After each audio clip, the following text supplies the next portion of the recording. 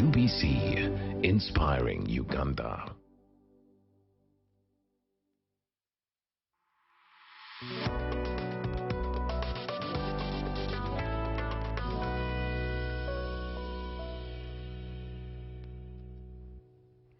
Good evening and welcome to Behind the Headlines. My name is Timothy Nyangweso. Tonight we focus on the 39th State of the Nation's address that will be happening tomorrow. But in the midst of that, having 75% of young people in this country, what agenda should we be pushing? What will the President be telling us that he has achieved, seen as challenges, come the State of the Nation's address? But also, what will he be projecting in the next financial year? Because he, according to the Constitution, Article 101, he's supposed to address the nation, but in that address, he's specific on the areas he is supposed to be telling us, especially the performance of government and also what government anticipates to be doing. We also look at the different areas that government is anchoring the next few years. Things like the ATMs, things like getting to 500 billion. Is that a possibility?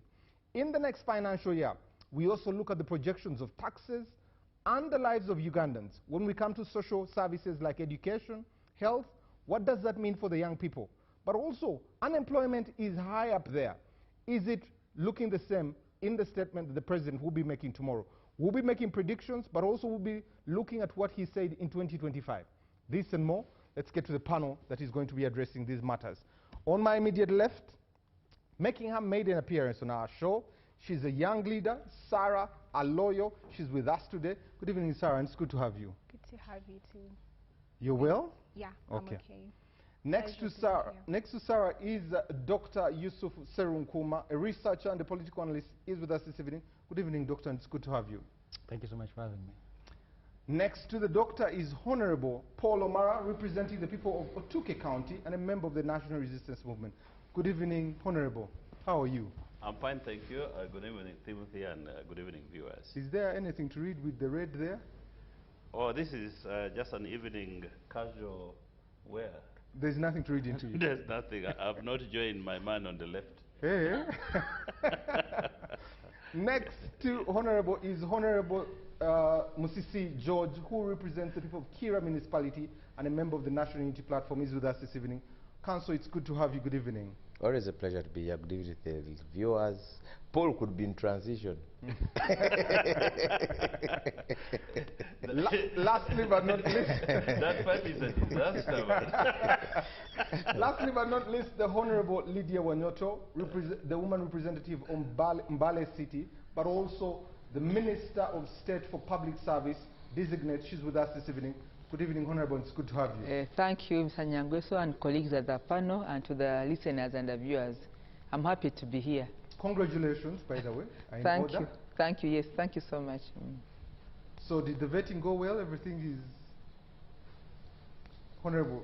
Yeah, she doesn't have dual citizenship, so it went well. I'm a local breed. I've been around. You can join the show on our YouTube channel. Drop your comment there. Let us know what you think. But also the number to text us or WhatsApp us is 0709 60 25 92. We're also streaming live on the spaces there. Drop your comment on the space. We'll be letting you know. Focus is young people, especially for this State of the Nation's address, and we are anticipating and expecting a lot to be said in that area. But let me give you some of the things the President spoke about in the last State of the Nation's address. Key areas he focused on. He talked about peace and security. He also talked about accelerating industrialization, export promotion and import substitution. He also talked about strengthening the private sector, increasing market access for our exports, and he was talking about the region, COMESA, and African in the international market. He also talked about skilling of the youth in the zonal industrial hubs there, increasing revenue, expenditure, rationalization, fighting corruption, and also talked about the 33% that are in the subsistence economy to join the money economy there. He also went on to talk about a lot of how we had jumped from to get to the first level of the lower middle income country, status. Did that happen? Let's get into this conversation. And it's only befitting that I start with Honorable George. Honorable George, will you be showing up tomorrow? Because we know the opposition has always boycotted. Will you be boycotting again? Well, I know that, and I've seen notices that the State of the Nation is going to be shown on all TV compulsorily, which means that at physical attendance at Kololo, especially in these days of the Ebola pandemic, is not desirable, neither mandatory. What are you expecting the president to talk about? What do you expect? First of all, I expect more of the same. If you notice, a State of the Nation is a constitutional requirement, and it's supposed to be an audit of where we are as at the point where we're talking now. What is the state of the nation, just like the literal meaning of the word. Many a times, including the one you are referring to of 2025, General Museveni has always tended to make projections for where we want to go, and sometimes alluding to where we were 20 or 30 or 40 years ago. It's supposed to be an audit of the last 1 year. How far have we come since the last State of the Nation? And that has always been missing in all his... and Timothy, I don't want to be a prophet of doom. You can invite us here next week to look at the speech, and we'll be discussing exactly what I told you. So I expect the very same projections. The last 3, he has always announced that we are already in middle income status. Of course, never mind that sometimes it doesn't come by proclamation, but it's never, because if you're looking at the state, economy is just one aspect. Then the other issues like physical infrastructure, then governance issues, especially issues pertaining to rule of law and human rights. They have been missing in his State of the Nations for the last 3 years. It never, despite the fact that actually we've had a number of issues at the fore, governance issues, issues which pertain to areas around the rule of law and human rights. And when you talk about State of the Nation, for many people that is their state, because how do you explain to someone who has been missing a husband who went missing 6 years ago and they're still missing, that no, never mind the loss of your husband, but we are having very good infrastructure all the way. So I don't expect anything out of the norm. I don't expect anything that maybe speaks to the topic of discussion this evening, that we are going to see this. Last week, when General Museveni was addressing the first sitting of Parliament, and he said that he's going to talk more about some issues about, he delved a lot on issues of microfinance, PDM, and household income. And that has been a favorite subject of his for the last 3 years. So possibly, if you're talking about State of the Nation in that regard, you'd examine the impact of those programs in the last 1 year. The impact, or what has been the efficacy of people who have had their lives, leave alone the quantitative lives that have reached this, people whose lives have turned or have changed as a result of those programs in the last 1 year. So many times what is missing is the constitutional requirement that it should be an audit about where we've been since you last addressed the nation and where we are now. Not necessarily fanciful projections or even inferences of 40 years ago. And we're going to come to that. Let me come to the Honorable Minister.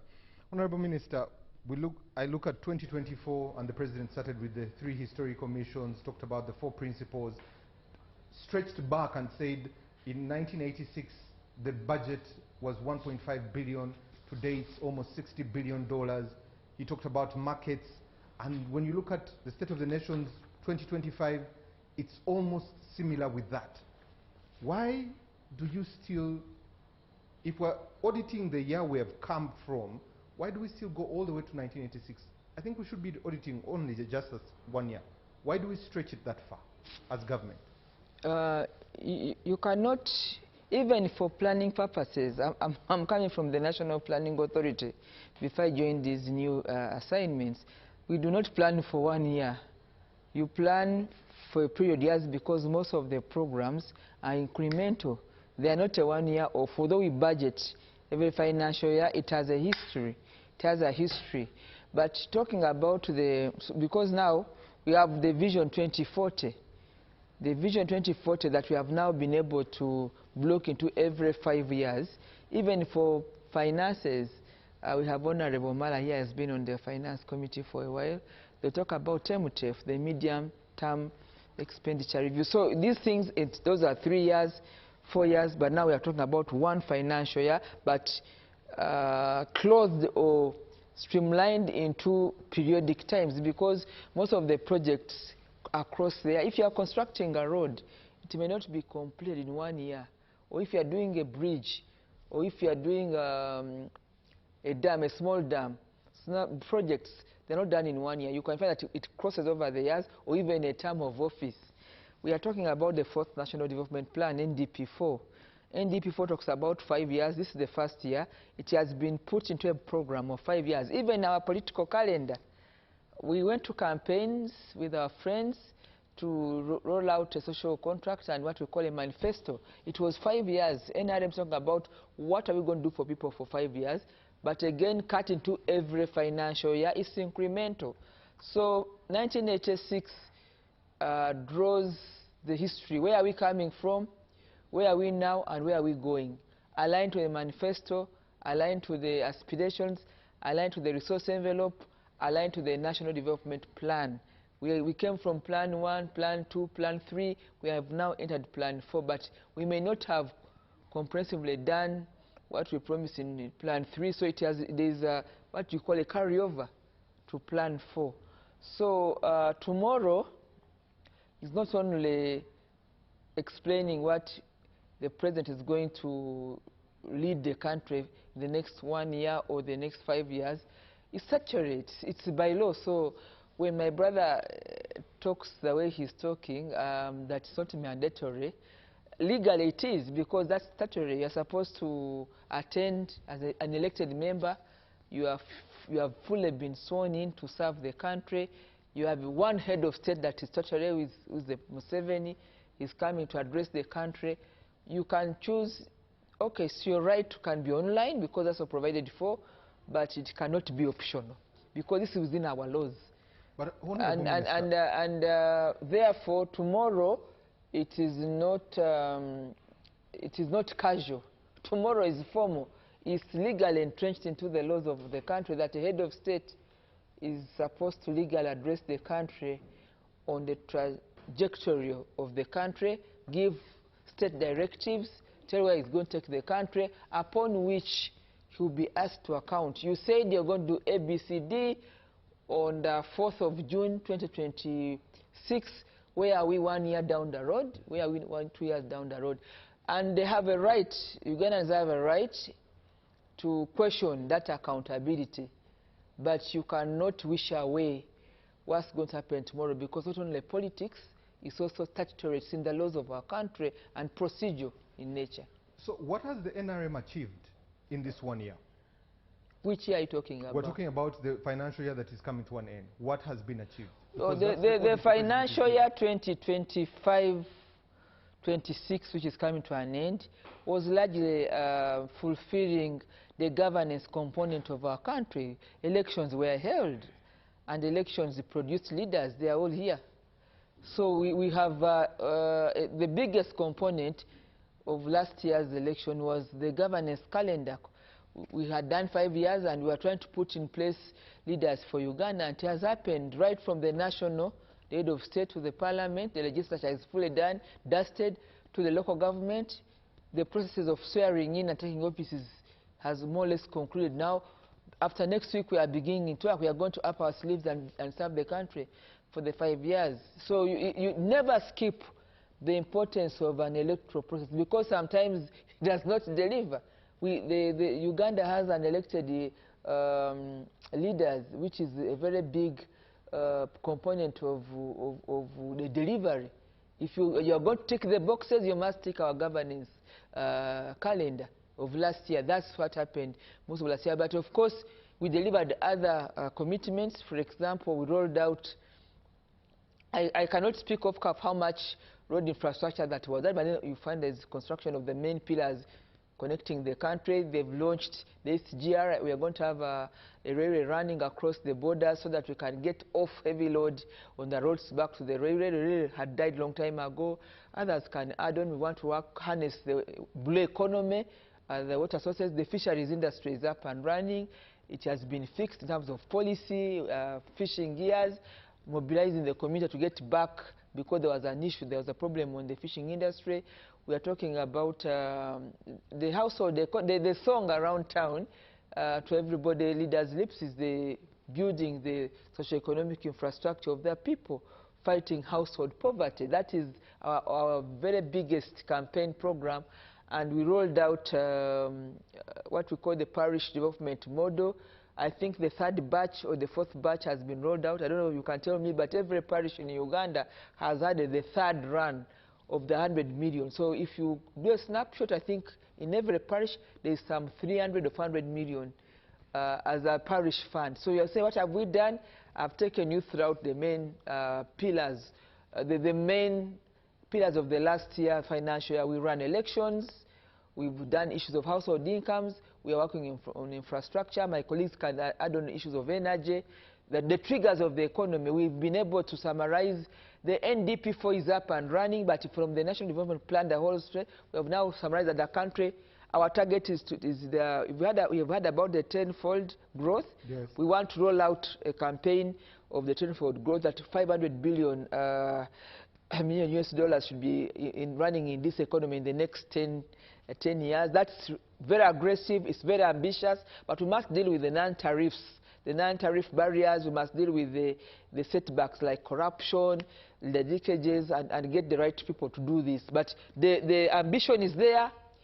It has been spelled out. We have summarized the NDP4 into the triggers of the economy in 4 areas. You just mentioned them, yes. The ATMs. So what else do you want me to say? We're going to break down those ones in a short while. Yes. What have been your shortcomings? The shortcomings, one is we had a transition of the electricity sector management. So there's a bit of turbulence on the rollout of management of the transmission. You've been hearing about turbulence in terms of management of the electricity, but that I think can be fixed. Number 2 is, of course, corruption. When money is rolled out, or programs that are rolled out, we still have challenges of corruption. It is a huge thing. It's the white elephant in the sitting room, and this is the beginning of the campaign to make sure that whoever is holding accounts, whoever is accountable, let money move to where it's supposed to be. And it's not about just the money, it's about efficiency, it's about the human resource management. You can, if you are given work here in Nyangwe, so you must work. Don't leave a jacket on the chair because you're a civil servant. We want to be effective, we want to be efficient, and we want to run government like it's a private sector driven business. So though you've asked about the challenges, they are out there, they have been listed. We no longer have guns or bullets of people running. Uganda is by large a peaceful country now, because we have coming from a history of insecurity, but we still have threats. We have threats of unemployment. Everybody is talking about employment, especially for the young, skilled Ugandans. So that's a big threat. Let me finish the challenges. There are only 2 more. Unemployment must be faced head-on, especially for the young, skilled Ugandans.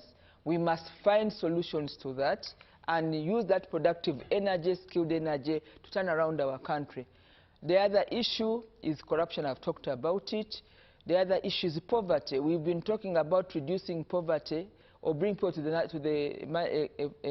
the financial economy, to the money economy. In the beginning, we were talking about 68%. It has come down, I think, to 32%.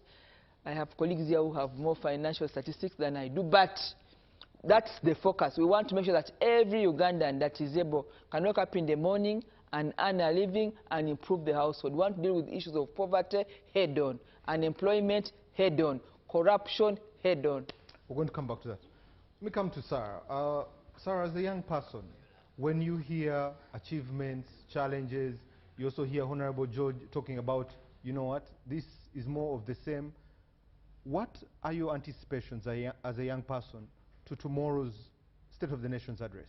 So I'll dive straight to the theme first of all. When you said are young people willing to pick up this call, the young people, what they're expecting out of this call is more of a fast education, sustained or strengthened education system, fighting corruption, like they said it's the biggest vice right now, and especially the other challenges that the young people face right now, like internet, especially that they do a lot of their work is actually based off technology, and charges of the internet costs are very high. So we expect that in this State of Nation address that they're going to give us, they should cap down this issue down and maybe reduce the cost of the internet that the government will be looking at. And also, when we talk about especially issues of protecting the environment, benchmarking from states like our neighboring countries like Kenya, Rwanda, and others, we expect, we've seen, I think you've seen with the recent floods that have been going on, and sort of a flyer that was moving around and talking about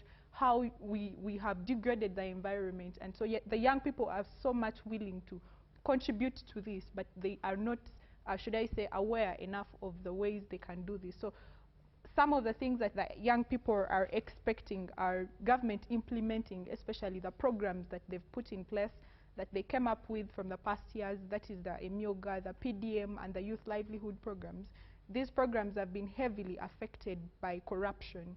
And with that, I would like to cite an example of the current trend that is growing, especially to do with the unemployment right now, is that people apply for jobs. I, for one, have friends that have applied for jobs, and they are told to first pay a sum of, I don't know, I think at local government it's 10 million set out, that you have to give someone 10 million for you to actually be on part of the team that is bidding for to get this job.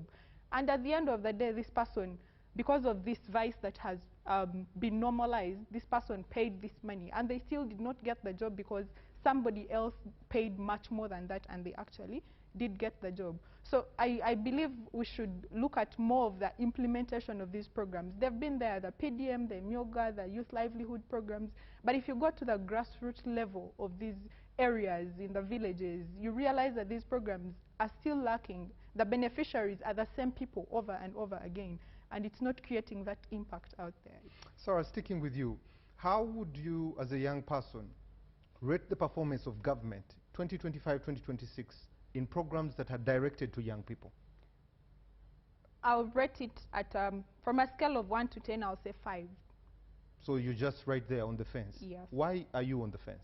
I'm on the fence because I'm a young person. I've been affected by these programs, and I have had expectations out of this government. Impacted or affected? Should I say affected? Okay. For correction. Affected by these programs. So, like, coming from, should I say, the underground economy of this country, and these are the people that we are targeting to kind of empower and get out of this poverty mindset that we are talking about. And these programs are not reaching, like I've told you, there's a loop of corruption that moves from when this money is released, that these people have to benefit, even from the requirement when they're applying and everything.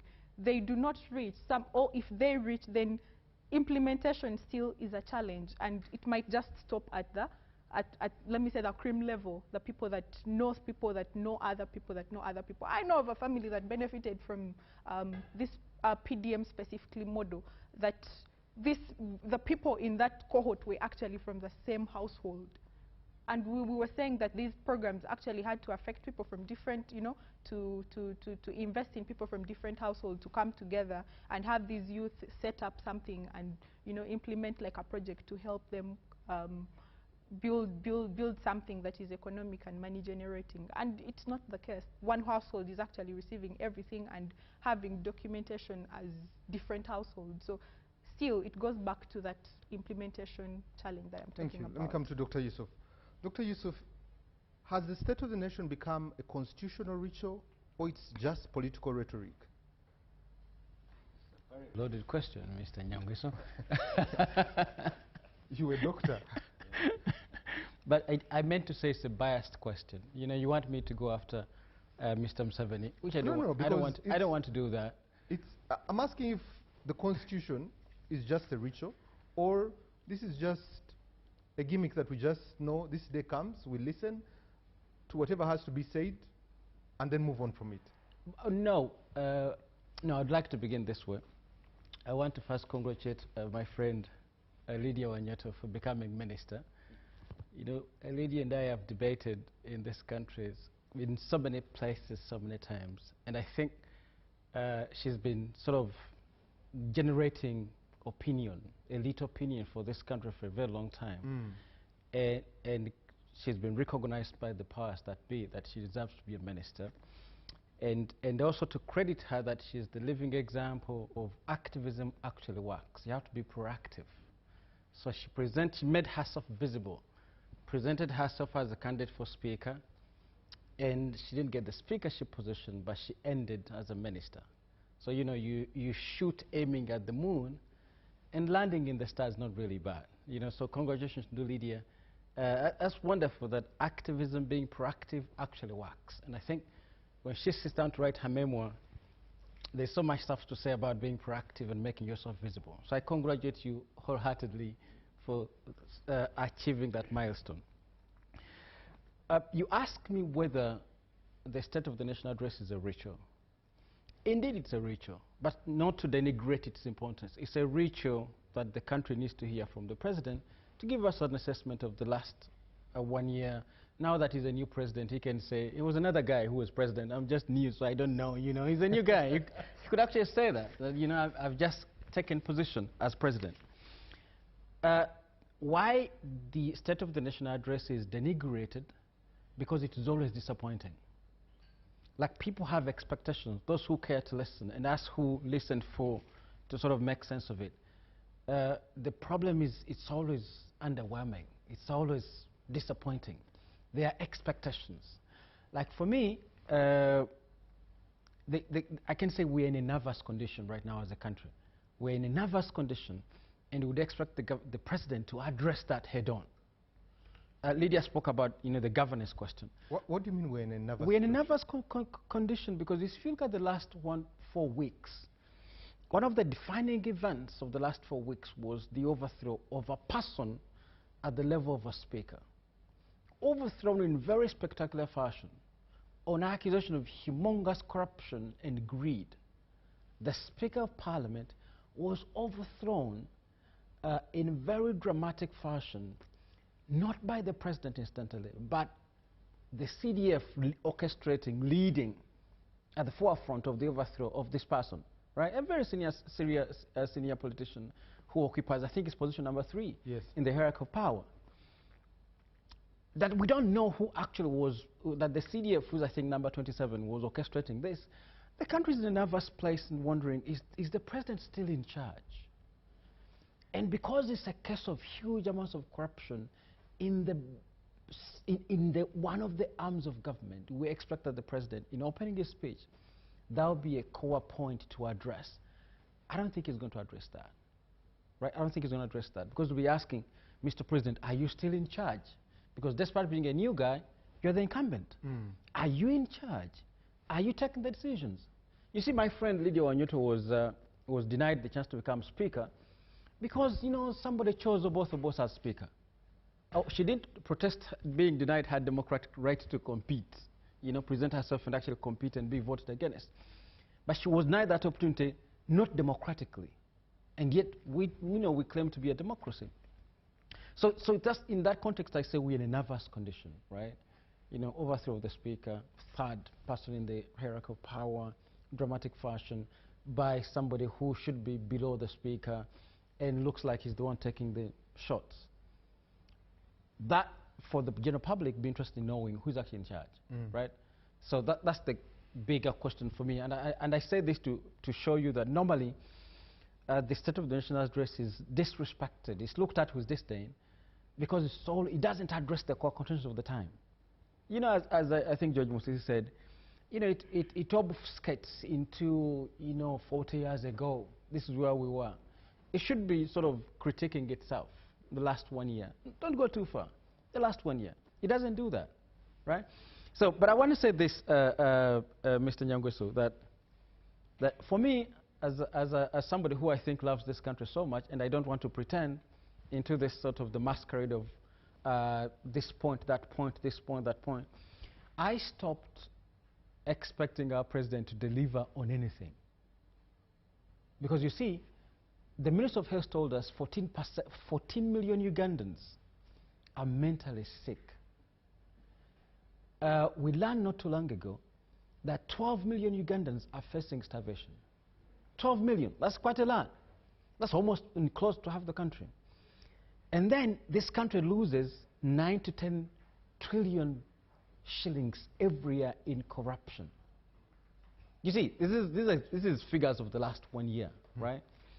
And you know, our president has been in power for the last 40 years. It's going to his 41st year. I stopped demanding expecting him to respond to those things. I don't think he has the power to respond to those things. I don't think he does. But I think he has power to respond to something critical in this country. And I hope this entire 5 years, because it's going to give us a national address.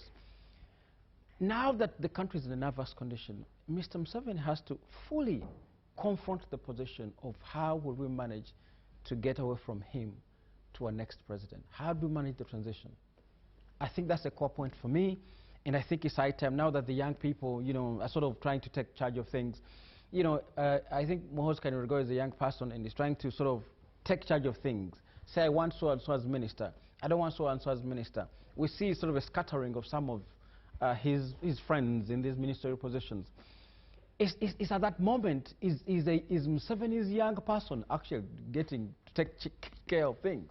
Because you see, credit to Mr. Museveni in this cabinet, there are so many young people he's really gifted with positions, right? Now, the only problem for me is that he doesn't gift his son with a serious position, which makes him closer to taking power, right? So for me, Mr. Nyongweso, is that in addition to the State of the Nation's address being underwhelming, there is a core question which is very central to our politics, especially if you have a leader who has been in power for the last 40 years, and every time you organize an election, he's going to win it. Like right now, we know if Museveni stood in 2031, he will still win it. So now, the entire country is looking at Museveni's health with bated breath. We're all looking at his health with bated breath. We're like, what would happen to this man if he didn't wake up the next day? This is why we have a thing called the standby generator.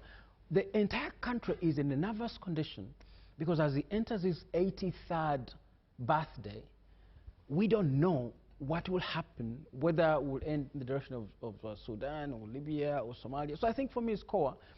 And to sort of give you why, to tie into the question you asked me, why people find speeches, this State of National addresses, very disappointing and underwhelming. It's because they don't address the core question of the time. And this is a core question of our time. Thank you very much. Let me come to the Honorable Mara.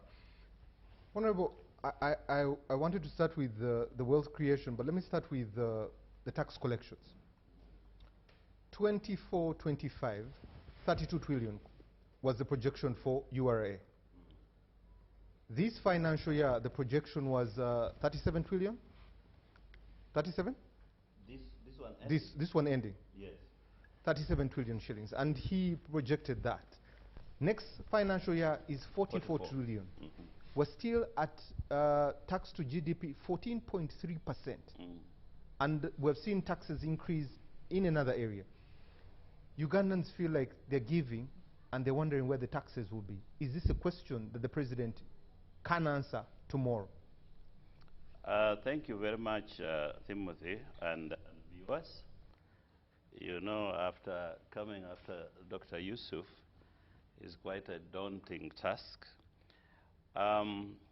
Timothy, President Yoweri Museveni tomorrow will have the opportunity to address himself to a multiplicity of factors, including the issue of national debt. And I think when he tackles the issue of national debt, it will also now link up to the progress the country has made in terms of tax collection year on year. What has been happening, Timothy, is that every year, Uganda Revenue Authority has been progressively contributing or adding additional 3 trillion to the tax revenues. And that has been growing tremendously over a period of time.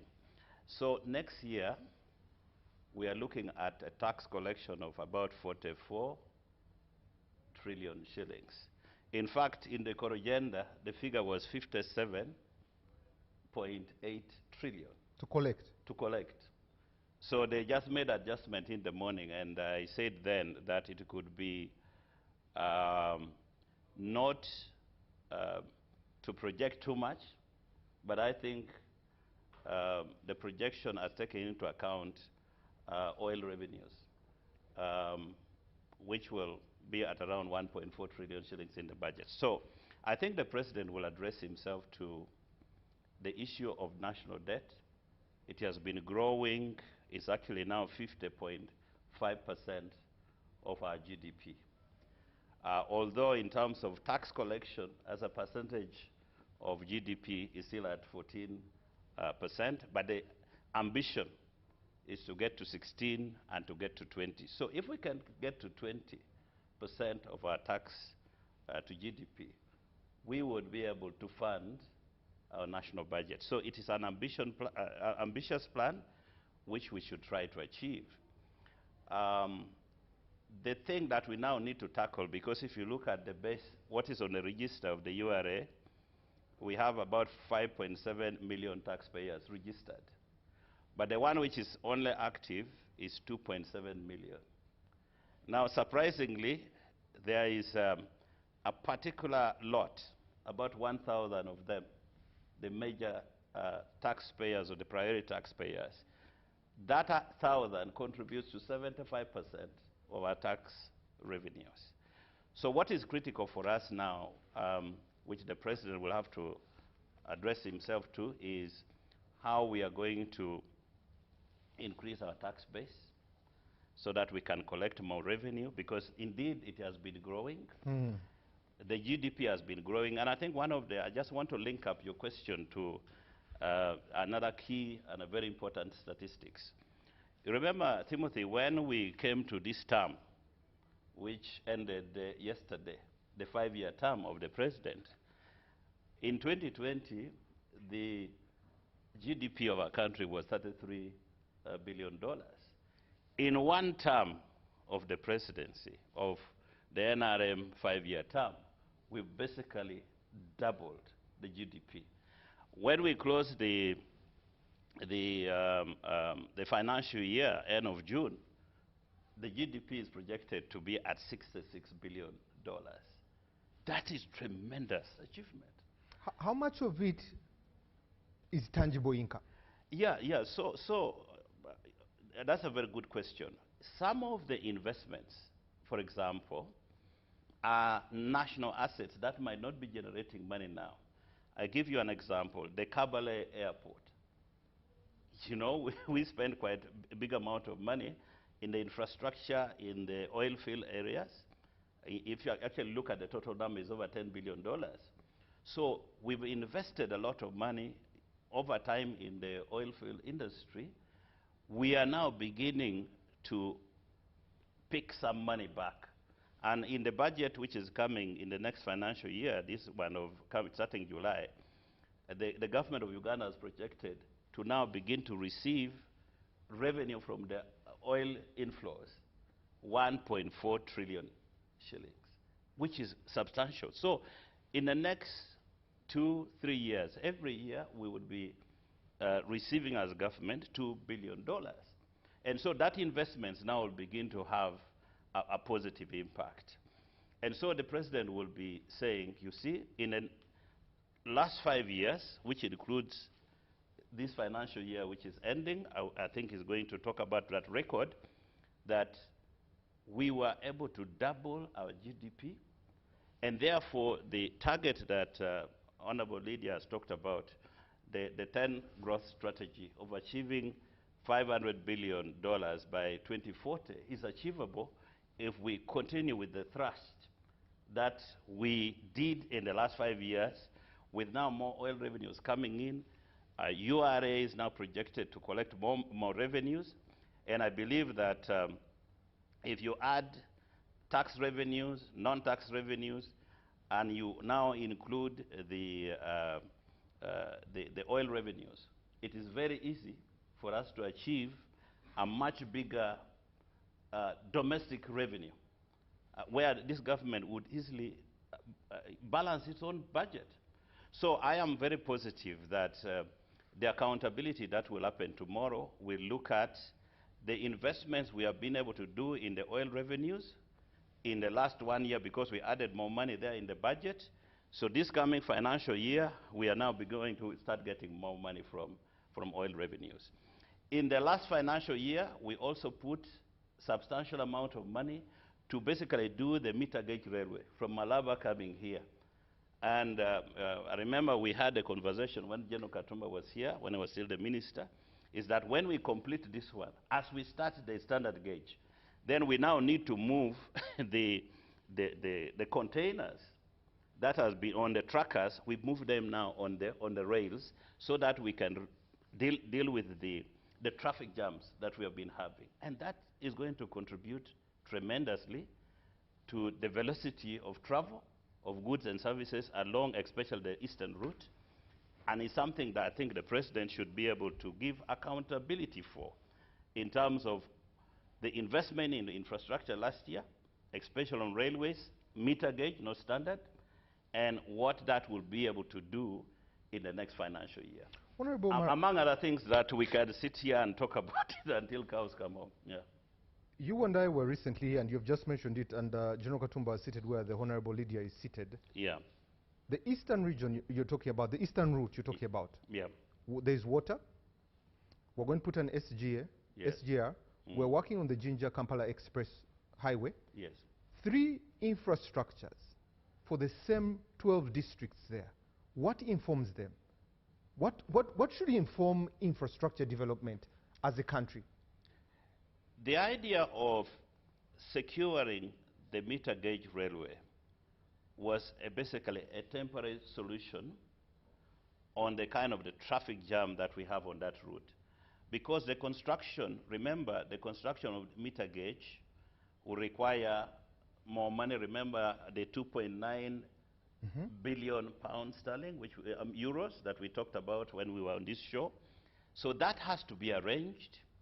The construction will take years to come, but we have an immediate solution which we must deal with, and that is the traffic jam that we have, a narrow pathway that takes us up to the border, and yet that is the artery for trade for Uganda. So, Honorable, the question I'm putting to you... So there's an immediate and long-term solution. Yes, and I'm hearing you on that. What I'm questioning with government is that we're going to build a Kampala-Jinja Express along the eastern route. Yes. We'll put money for SGR with the Turkish firm to be able to do that. Yes. We have water, and we're planning to use the water to be able to transport things. Yes. 3 measures of transport to help bring goods from the border to here. What informs such a development for government? Because if you look at it, the waterways will take us to Kisumu. You must diversify because of strategic reasons. You cannot rely on only one route. You know, I remember when there was a time when the Uganda railway lines were removed. When President Museveni said something about Muzingo Islands? Mujingo Island. Yes, the Luo brothers were unhappy, and then they took off the rails. So, as a government, you should not just rely on one route, while actually you have the opportunity to diversify through the water system, and they say the water system is much cheaper as well. So I wouldn't have any problem with that in terms of ensuring that Uganda will have access through Tanzania and also through Kenya. And both options, we should keep it open. I don't think there's any problem with that. Thank you. Yeah. Honorable George, the President will be speaking, and for you specifically, let's talk about governance. He has called this term no sleep, term no corruption, but also we know in the past State of the Nation address of 2025, he talked about fighting corruption, helping URA to be able to collect more money. Is there anything that a Ugandan should be writing home in terms of governance for this country that the President will be speaking about, and what is that? Well, Timothy, there is always, if you are, any person is documenting or listening to General Museveni's speeches, many times there's a disconnect between his words and his actions. I'm even surprised that so many people are excited about, I've had, at least Lydia has not fallen for that group, but there are a number of her colleagues all falling over each other saying, this is team Chisanja no sleep. But 10 years ago we had Chisanja kuna mchezo. It was about fighting corruption. He proclaimed it on swearing in 2016. And 10 years back, we can look back and see whether indeed it was Chisanja kuna mchezo. That is for everyone viewing to know. The other day when Honorable Mara was in Chankwanzi and the rest of the group, Jerome Seven said, you know, these Namujus apologized, repented before me, and I forgave them. Now they are clean. Those were his words. And those people he was talking about were charged with corruption-related offenses. And we all know that the president has no powers, under our laws at least, to forgive suspects. So the question of whether indeed there will be anything, first of all, there have been a lot of issues, governance issues in the past, not just 1 year, but even now. And every time there is even a bigger governance issue of which has been hovering over all of us, the issues of transition and so on and so forth.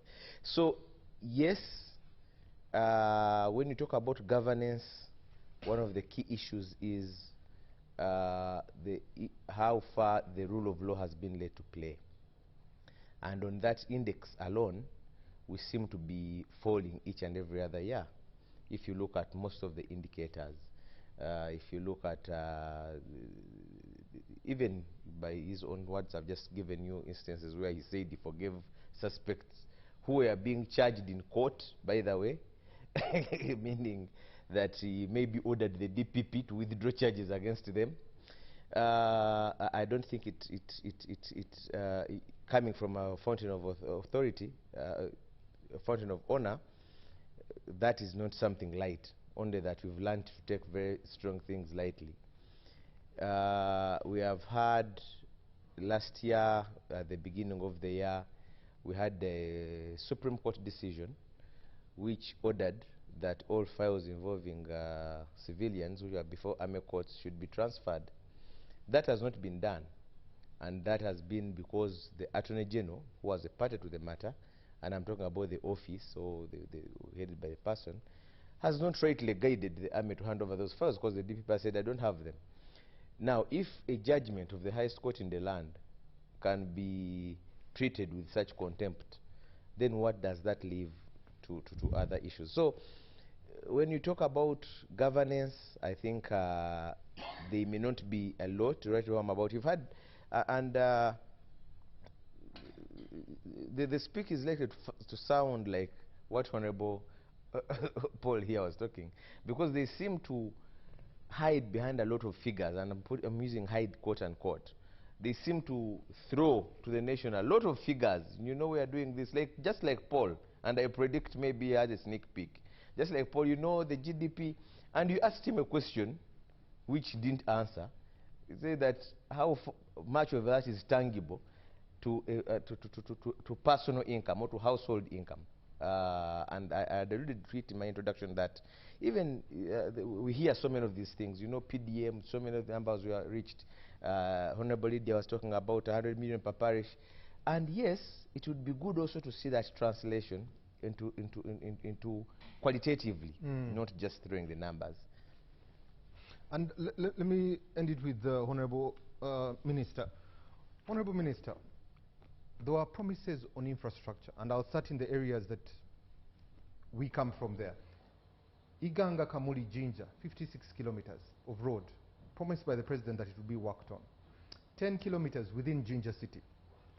108 kilometers Chenjojo to Wiz. And then there was Kalangala. There is Kitugum, 115 kilometers. I've been to Kalangala. And the road as terrible as I traveled with them last year.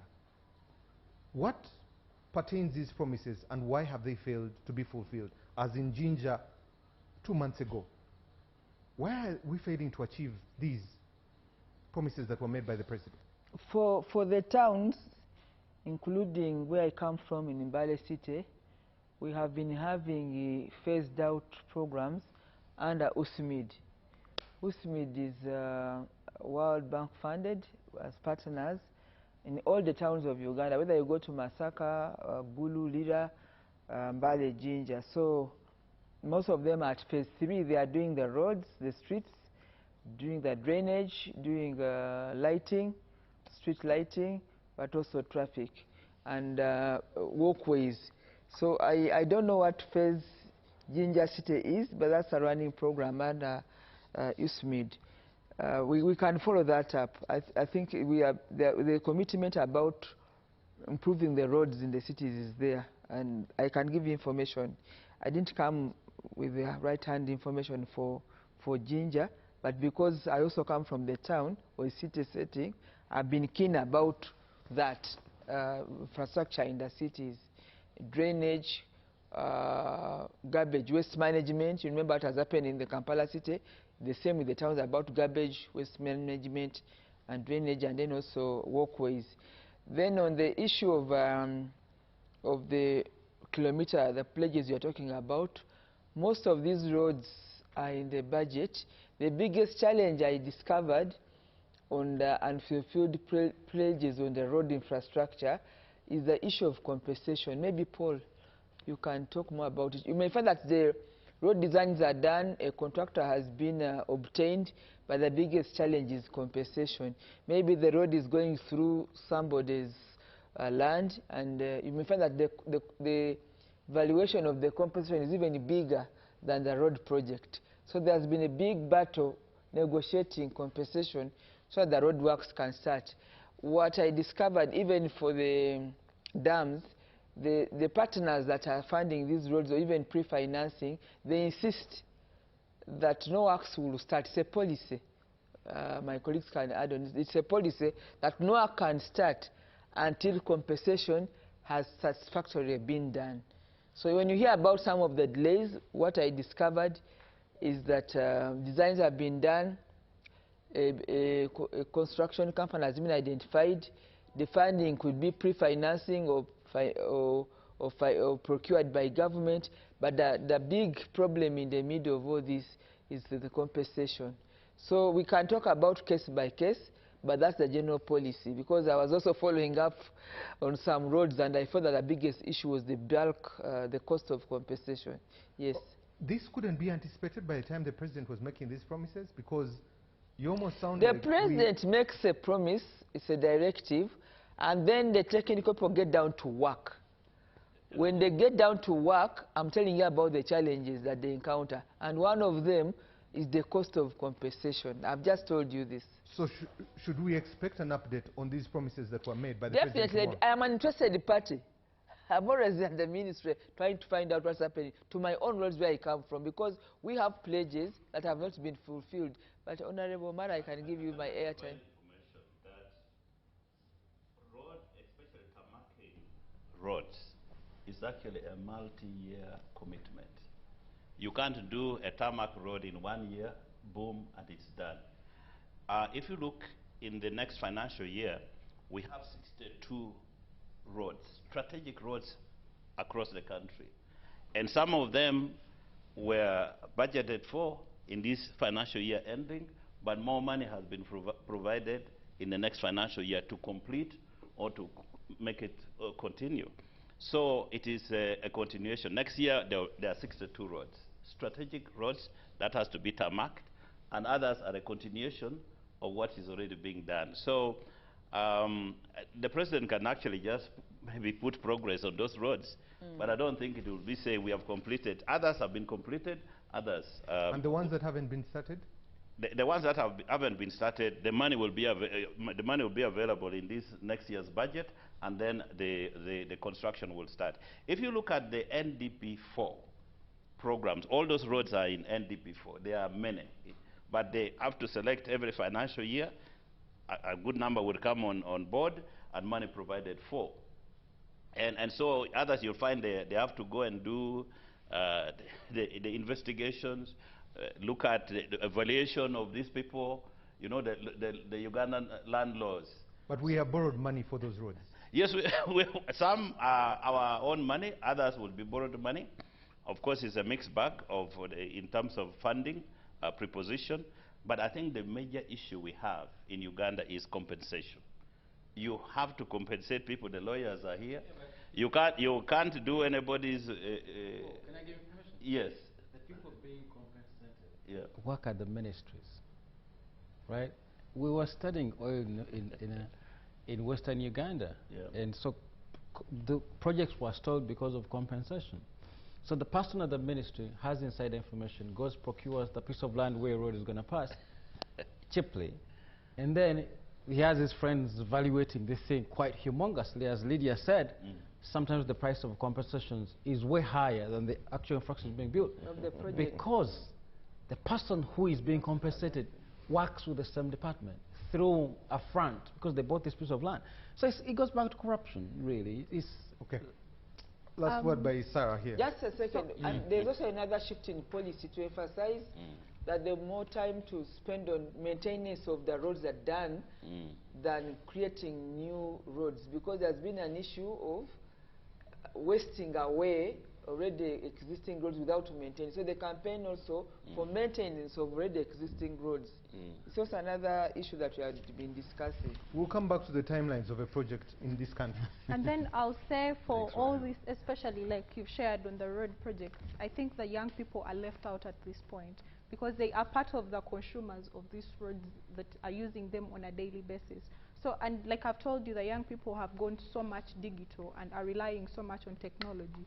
So for this State of Nation address and for everybody that is here in relation to what we are speaking about, I wish we could embrace e-governance, where the government could come up with an electronic governance portal where they put up every government project, especially on roads, dams, whatever they are building or putting in place, so that the young people that are relying heavily on digital measures can actually track the progress of this work. That, let's say, let's speak of the Port Bell Road. I for one would not understand at times. Today you find these constructors are there, the road is being worked on, tomorrow they're not there. Sometimes you find the trucks are there, nothing is going on, and you keep asking what is going on. Would get, me and my friends that are in the leadership cohort would just get to, let's go to Ministry of Works and find out what's wrong, and would interest ourselves. So I believe, like I've said, we rely mostly on technology. If we create an e-governance tracking system where we could have all these government projects that are ongoing placed out there for these young people and other people also to keep the track and, you know, follow up what is happening. Thank you very much. Let me read some feedback that has come through. Good evening, Timothy. Thank you very much. Expectations from the State of the Nation address. I am uncertain where this State of the Nation address is, but also the public is not expecting anything. The State of the Nation address is scheduled for tomorrow. Over time, the address has become to feel more like an annual ritual, a decisive policy moment, the raise of broader questions about why it needs to be had rather than its mandatory instrument there. The existing frameworks like NDP4, which outline Uganda's medium and long-term priorities, in addition to our national budget, in principle, it's good, but in alignment, it is poor. The two instruments are not in line with each other, especially in implementation and resources moving forward, okay? That was Santos from Gulu. Good evening, Timothy. This is Lumumba from Arua. And he says, my question goes to the Honorable Lydia Wanyoto. His Excellency has consistently pushed the money economy, microfinance, PDM, agriculture as the engine of youth participation. But with the rule of law still weak and many young people languishing in prison with trials, how can young leaders realistically drive Uganda's nation-building agenda when the legal and justice system that should protect them is failing them? Can the economic empowerment work with justice and civil liberties? Okay. Good evening, Timothy. Thank you for the show. The biggest problem we have in our country, it must be dealt with. A friend of mine paid 3.5 million shillings just to get a government job. He didn't even get it. Now, what is he to do next? Very interesting. Lastly, before we take a break, good evening, Timothy. The Honorable Mara has told us that we were able to double our GDP in 5 years. which would certainly be commendable. My worry is that very often we have questionable statistics. For example, how reasonable is it to say that the GDP in the COVID year 2020-2021 with lockdown was higher than the one of 2019? Moreover, GDP with analysis of real per capita levels may hide the fact that the majority of us is in the few hands.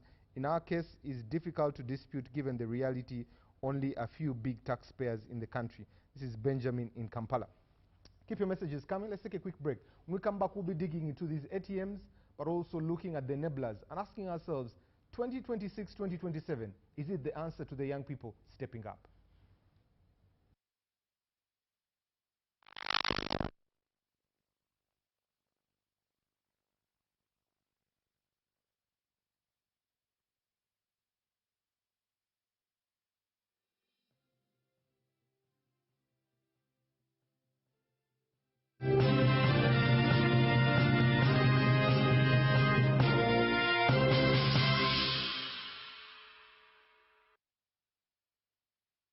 Masaka juu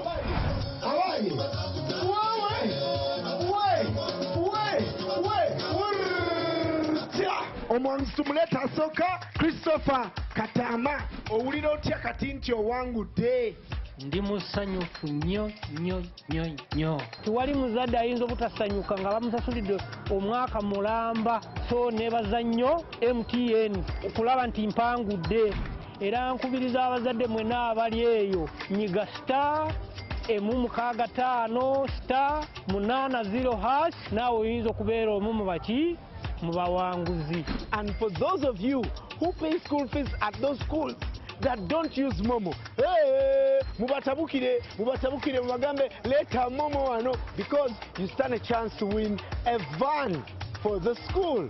This is the power of Momo. The government's core mandate is to maintain law and order, safeguard citizens' rights, and provide essential public services. Remember, one of the pillars of a roadmap is innovation and entrepreneurship. There has been this question of how are you protecting our indigenous seed? It's going to be a tall project that answers somebody's question. The Front Bench has brought you insightful discussions on governance, security, healthcare, justice, and commerce. When you go through this complicated procedure, involve the lawyers, you bring the case against him, the judge will hear you out and pass judgment, and you're out of court in record time. We remain committed to keeping you informed and engaged on key national matters. So these are huge, these are powerful organizations which now Uganda chairs. Why don't you come together? If we haven't migrated to the e-card because of various reasons, including that not all the people of Uganda have smartphones. You can sit in your house, apply for a passport. If you have a Ugandan who has a successful logistics firm in the US, it means he can come to Uganda and do a lot more. Every Monday at 8:30 p.m. with me, Jethro Kasaiji, your interface with the government only on your public broadcaster, UBC, Inspiring Uganda.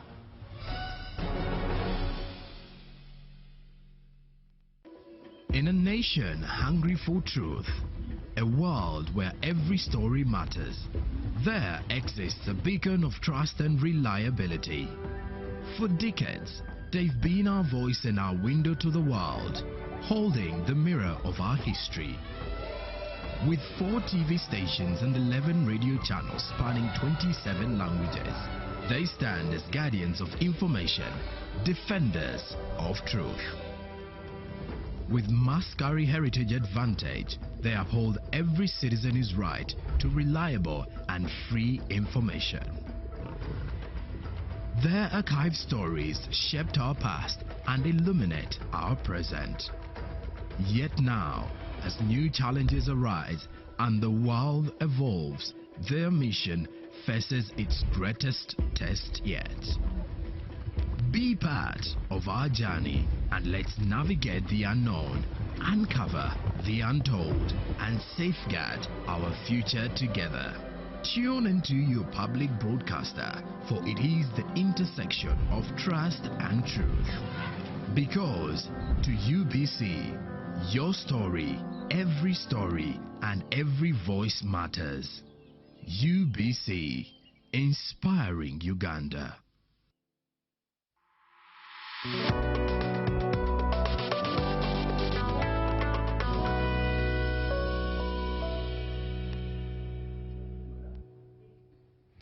Welcome back from that quick commercial break here on Behind the Headlines. My name is Timothy Nyangweso. I'm joined by Sarah Aloyo. I'm also joined by Dr. Yusuf Serunkuma, the Honorable Paul Omara, representing the people of Otuke County, the Honorable George Musisi, representing the people of Kira, and finally the Honorable Minister Designate, the Honorable Minister in charge of Public Service, the Honorable Lydia Wanyoto, also the woman representative of Mbale City. Let me read two messages so that we can get into our conversation here. Timothy, the State of the Nation address tomorrow, we need to hear what the President is saying about PDM, Emyoga, innovation and skilling of young people, especially the presidential skilling hubs, the mindset change, drug abuse, crime, youth being used by selfish leaders. This is James, the RCC, the Assistant RCC in Hoima. Okay? Timothy, tomorrow, this is a Gaba from Ivan. Seriously, when you look at the NRM in 40 years, high level of unemployment, all programs are eliminating poverty, fading, corruption, greed of power, poor service delivery. Moreover, Uganda has many companies exporting youth to Arab countries, that companies exporting goods, and seriously, even the blind can see that Uganda's political leaders live in different worlds than those who they lead. The address tomorrow will be no different than the last addresses he has given before. Okay. Let me come to you, Honorable Mara. The numbers here, and we're going to look at the economics. The President said the projection this year was 6.7, projecting further to 7%. He also talked about, commercial production, oil and gas is one of the things that is being considered. Income per capita had jumped from $1,200 to $1,300. Poverty dropped to 16%. Exports jumped to $9.3 billion. Yeah. Gold, coffee, cocoa. Tourism, he also talked about that. But also, the imports are almost double the exports there. Honorable Mara, this 7% growth, this 6.7 growth, how comes Ugandans are not feeling it in their pockets? Thank you, Timothy. One of the key things that the President is driving, of course, is the growth of the economy. And one of it is to make Uganda an investment destination for the world. So he's trying to attract direct foreign investments into the country. How do you do that? One is you make sure the macroeconomic environment is stable. In other words, one is your inflation has been well managed. Our foreign currency exchange fluctuations, very stable. Uganda actually is the most stable, #2 in the world by Bloomberg. So the macroeconomic environment is very attractive for investors. Then that is when they what? They would come in and invest here, and we grow the economy. Is that at the cost of Ugandans? Not at the cost of Uganda. So actually next year, the GDP is projected to grow at 7%. Why? Because of the environment that the government has created. For example, the issue of strategic security. We are an island of peace. By the way, somebody mentioned, I think my colleague here, that we are trying to say that we even grew during COVID. Yes, we did. We grew during COVID, not at a much higher rate, but at 3%, 3.5%. So we kept on growing simultaneously. So the figures as projected is not a lie. It is coming out of a multiplicity of economic factors that has stabilized our country. So investors actually find Uganda very attractive. Remember when Dr. Ting and the governor said that without reserves, there is no sovereignty. And a fact which I totally agreed with him. If you look at what Atinge was talking about, he said that we were able to add $1.5 billion. You know, it was a positive balance of trade because investors were bringing in money into the country. And that is where we are able to build our reserves.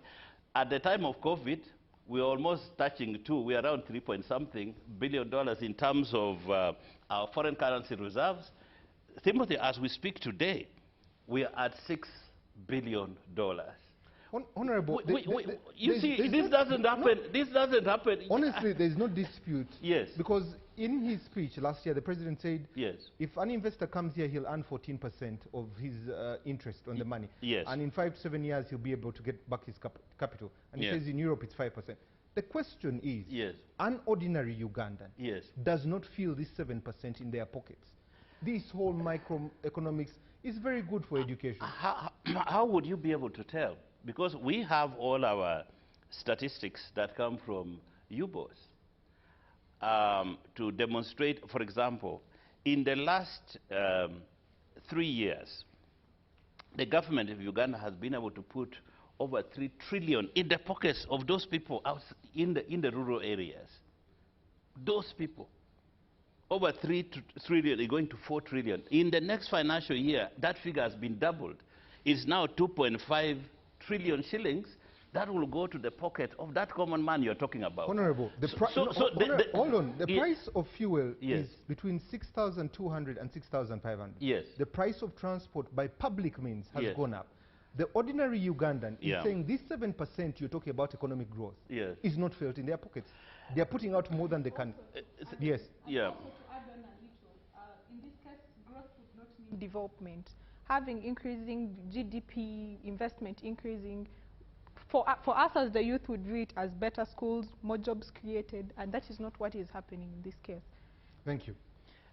The most economies post-COVID, the inflationary environment went to over 10, 15, 20. Look at our neighbors and look at the world globally and look at where the inflation is. One of the fundamental things that this country has done, which you might not want to know, is that when you have controlled inflation and you have stabilized your currency against other currencies, it means that the purchasing power parity, I might use technical terms here, but I cannot afford not to say it, I can't avoid it, is that if you earn 5 million shillings in Uganda today, you are in a better position to purchase, leave alone the exogenous factors that were created because of war in Ukraine and the things which is happening recently, which caused the fuel to go up.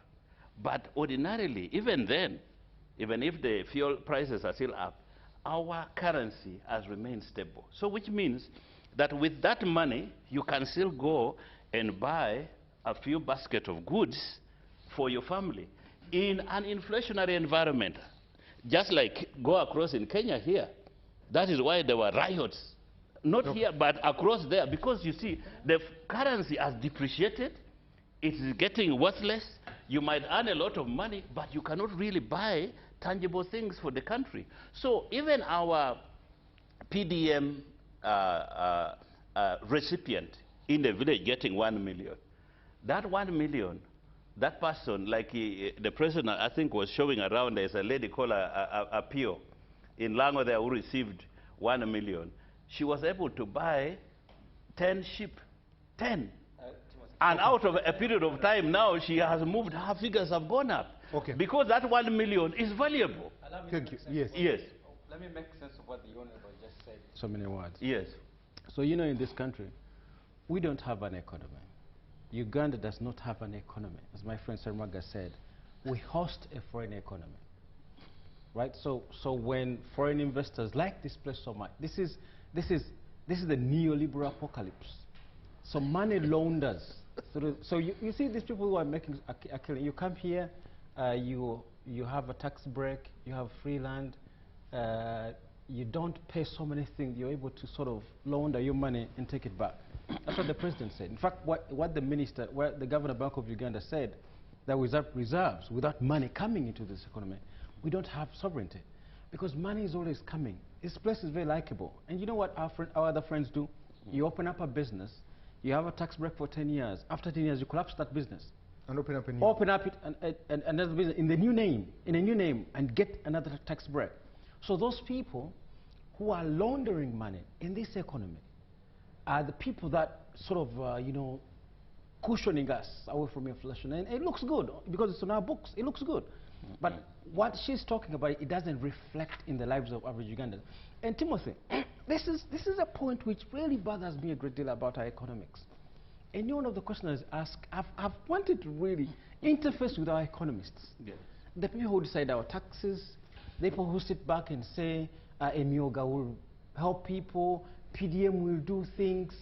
If you look at all the economists across the world, when you think about high growth, government doesn't turn itself into a credit facility. The 3 trillion talk about, these are bribes being given to people. A government is not a credit facility. You have to create an environment which enables credit facilities to operate. You see, in this country, you can get credit at 40% interest rate because the Governor Bank of Uganda and his deputies are working for a foreign economy. You can launder money in this country as a banker because all of them are foreign. And you can give credit at 40% interest rate. Now, elsewhere where actually people are transformed out of poverty, they have thousands of small banks in many different places which respond to specific concerns of the borrowers. Let me ask you, Timothy, have you ever wondered why borrowers in Karamoja operate under the same laws as borrowers in Kampala? Because borrowers in Kampala are borrowing billions. Borrowers in Karamoja are borrowing 500,000 to $1 million. Why should they have the same regime? You have to have thousands of small banks giving credit to individuals in different places. Now, what happens in this country is that because you guilty trip ordinary people, you say we're giving you $1 million, and you know the giver of the 1 million actually knows that you're going to eat this money because they know because you're broke, and because they know. So what actually happens? And Timothy, you need to listen to this carefully. If they give you 1 million, you can never complain to government. The government is not helping you because they give you 1 million, and the million was tagged as helping you come out of poverty. But the givers know you'll never get out of poverty because you see, if you happen to be successful, you'll be looking for a credit facility to give you a loan. Okay. And the credit facility that are lending, let me finish this point. It's a very serious point because you see, they get strip people that we're giving you 3 trillion so that you can transform yourselves. But you see, at the end of the day, you receive 1 million, which they know you can't transform yourself because you see, the environment has been made fertile for foreign businesses, for foreign banks, for foreign lenders. Timothy, starting a bank in this country, you need 200 billion if you're local.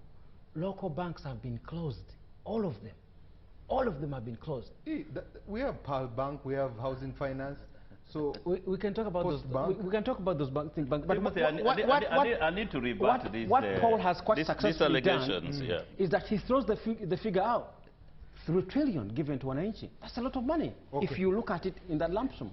Before I come to you, Honorable, let me get Sarah, then come back to you. My argument still on behalf of the youth would be still on the same point. So if these investors have these fertile grounds and they make all this money, they're continuing to quantify these statistics as part of the GDP. Even when the money is getting out of the country, it's still part of the GDP. Meaning GDP per capita is also increasing. So that implies that each Ugandan has this amount of money in their pocket at the end of the year. And this has continued to affect the fellow youth like me out there. Because now, when you look at that, the GDP per capita is growing. They're saying the GDP is growing because investment is growing, and everything it's continuing to grow at a certain percentage year in, year out. But at the end of the day, when you look at what is happening on ground, people still do not have school fees to go to school. Schools are still not in good condition.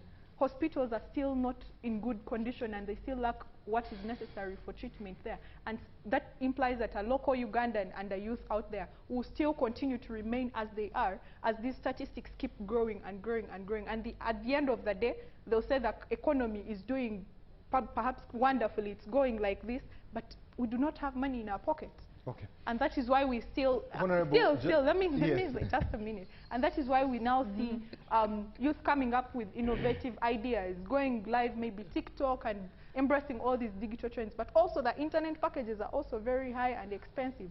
Still, a youth gets more depressed. Thank you. Honorable Mara, a quick one before I get to Honorable A quick one.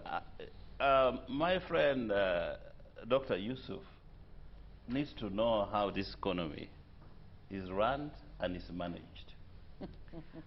Early in the days of Professor Mutabile and the Kasamis, those great economists, in the early days of NRM, two policies were undertaken: privatization and liberalization. The foreign exchange market was liberalized to allow foreign investors, institutional investors, to bring their money into the country. And we also put investment policies in place.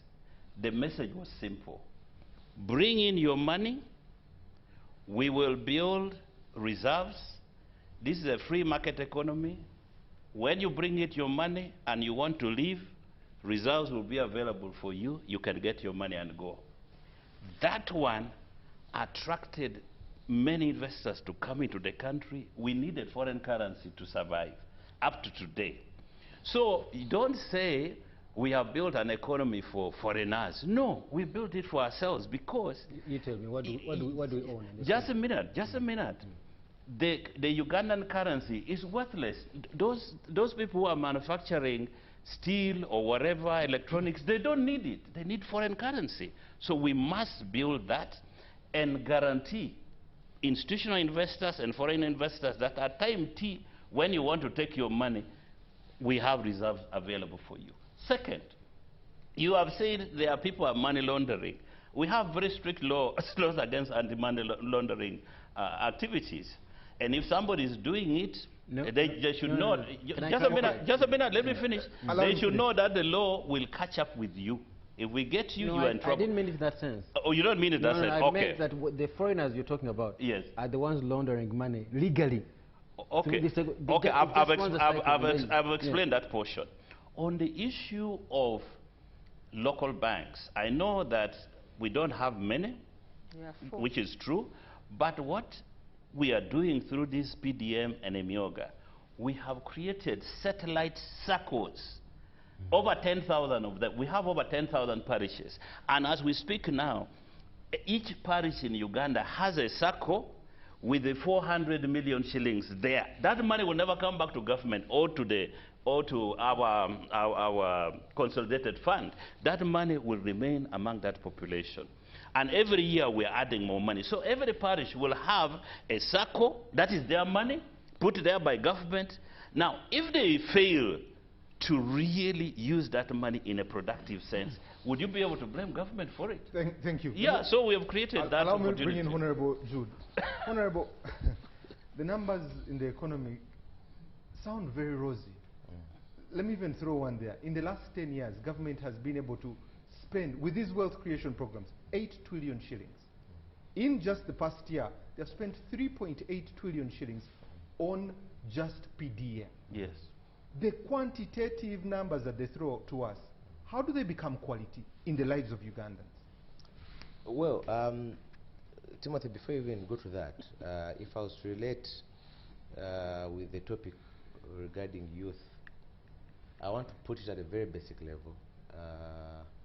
If you look at the youths, maybe in my constituency, and I'm sure it has similarities with Lydia's constituency, I don't know about O2K. Yeah. If you look at the youths there are different groups. There are those who are professionals, who have finished school, who are yearning to get maybe into formal employment. There are those who are doing small-scale businesses, maybe saloons, maybe riding borders, maybe others. And the question is, how do all those numbers relate to them? Because the bigger question for a youth would be, how cheap is it to run a small-scale business? How much power am I going to be paying? What is how affordable or easily available is the market for these small products I'm having? Maybe I'm having a small-scale poultry business. Those are some of the questions, leave alone the glossy figures. Now, to your question, yes, the numbers are there, but those numbers are what Honorable Paul doesn't mention, that they are caught up on the other, what Honorable Lydia called the challenges And some of those challenges are systemic. The first 1 year of PDM, the Auditor General said that billions of money had been lost up in corruption. That was the first year of PDM. PDM came on the backdrop of the MIOGA, came on the backdrop of the youth livelihood programs, and I'm sure up to date, there are monies that have not been recovered from the youth livelihood program. It was supposed to be a loan of some sort from the youth. The youth one got lost, yes? Yes. Yeah. So most of the monies had not been recovered. So we've been having a plethora of those programs without even a strong audit of saying what failed the other one before you bring on the other. There's just been change of nomenclature from youth livelihood, then there's a MIOGA, then there's now PDM is the in thing. So if you can talk about the 3 trillion, and yes, some people have received, there have been recipients of that monies here and there, but a big bulk of it is caught up in their systemic problems, like lost in the corruption, what our colleague was calling that some people receive this money because they are not necessarily the rightful beneficiaries, but maybe because they are connected. I've heard of incidents, even Auditor General's report wrote about it, where people create all sorts of fictitious circles, for purposes of drawing out of these monies. And some of those things cannot be cleaned up because they are caught up. There's a direct relationship between all these figures and the bigger governance issue that we talked about. And because those problems, those challenges like corruption and so on, are caught up, are problems of the governance issue. There's a direct relationship between that. And I like the way you've said it, because when we did an analysis about PDM, especially in the rural areas and the urban areas, a young man picks up the 1 million shillings, puts up a cheap stand or a Rolex stand somewhere, KCCA comes and sweeps him away. The correlation between what government is running and the trade order management that is here, for instance, the conflict in there, but also the blanketing of 1 million shillings both in the rural area and here. Is this even in terms of parishes, where I come from, a parish like Chireka has about 80,000 registered voters alone. When a good population is even much bigger. There are districts with less than 60,000 voters. A parish like Boyogede has over 90,000 registered voters. So if you call that a parish in comparison with parishes in Otuke, I'm saying that because Honorable Paul is here, certainly in terms of qualitative impact, it will be very much different. It will be very much different. Can I add just one thing? Yes. So the mistake we're making here is that we are assuming that the Omaras, when they're giving this money, they don't know that this person who is receiving the 1 million will never get out of poverty. They are fully aware. They know the challenges that will be faced by this young person in terms of taxes, KCCA, electricity bills. They are fully aware. They know it. That's why we need to sort of politicize, see the politics behind the 1 million. It's a political gamble to say we have failed you, but we're going to give you a little bit of money so that you feel like we are helping. I'm telling you, these Omaras are very smart individuals. They know. You ask you, what do you think you can do with 1 million in this country? What business can you invest in 1 million? They know it, that we'll give you 1 million. Surely there's not going to be a transformation. And you see, a man who even put up a cheap stand is a smart business person. But most people, they are immediate needs in this country, such as food. I've told you, 12 million Ugandans are facing starvation. Now you find a man who has spent the entire 1 month, maybe a meal in 2 days, and you drop 1 million into his pocket.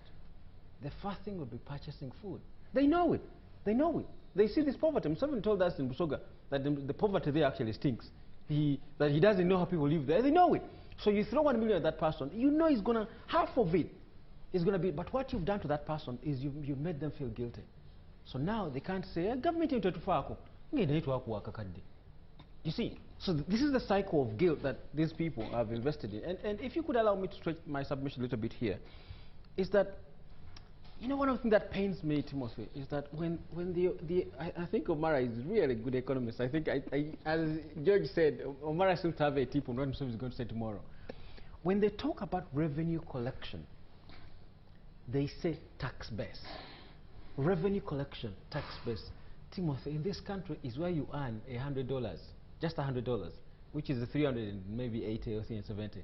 and you start paying tax of 30% in this country. It's in this country that we have high earners tax, which is a new regime of tax, which is at 40%. That if you earn, and you know how much you earn? 10, just 10 million. When you go to Nairobi, they don't. The high income earners tax is at 35%, and it starts at 22 million Uganda shillings. Ours here is at 40, starts at 10.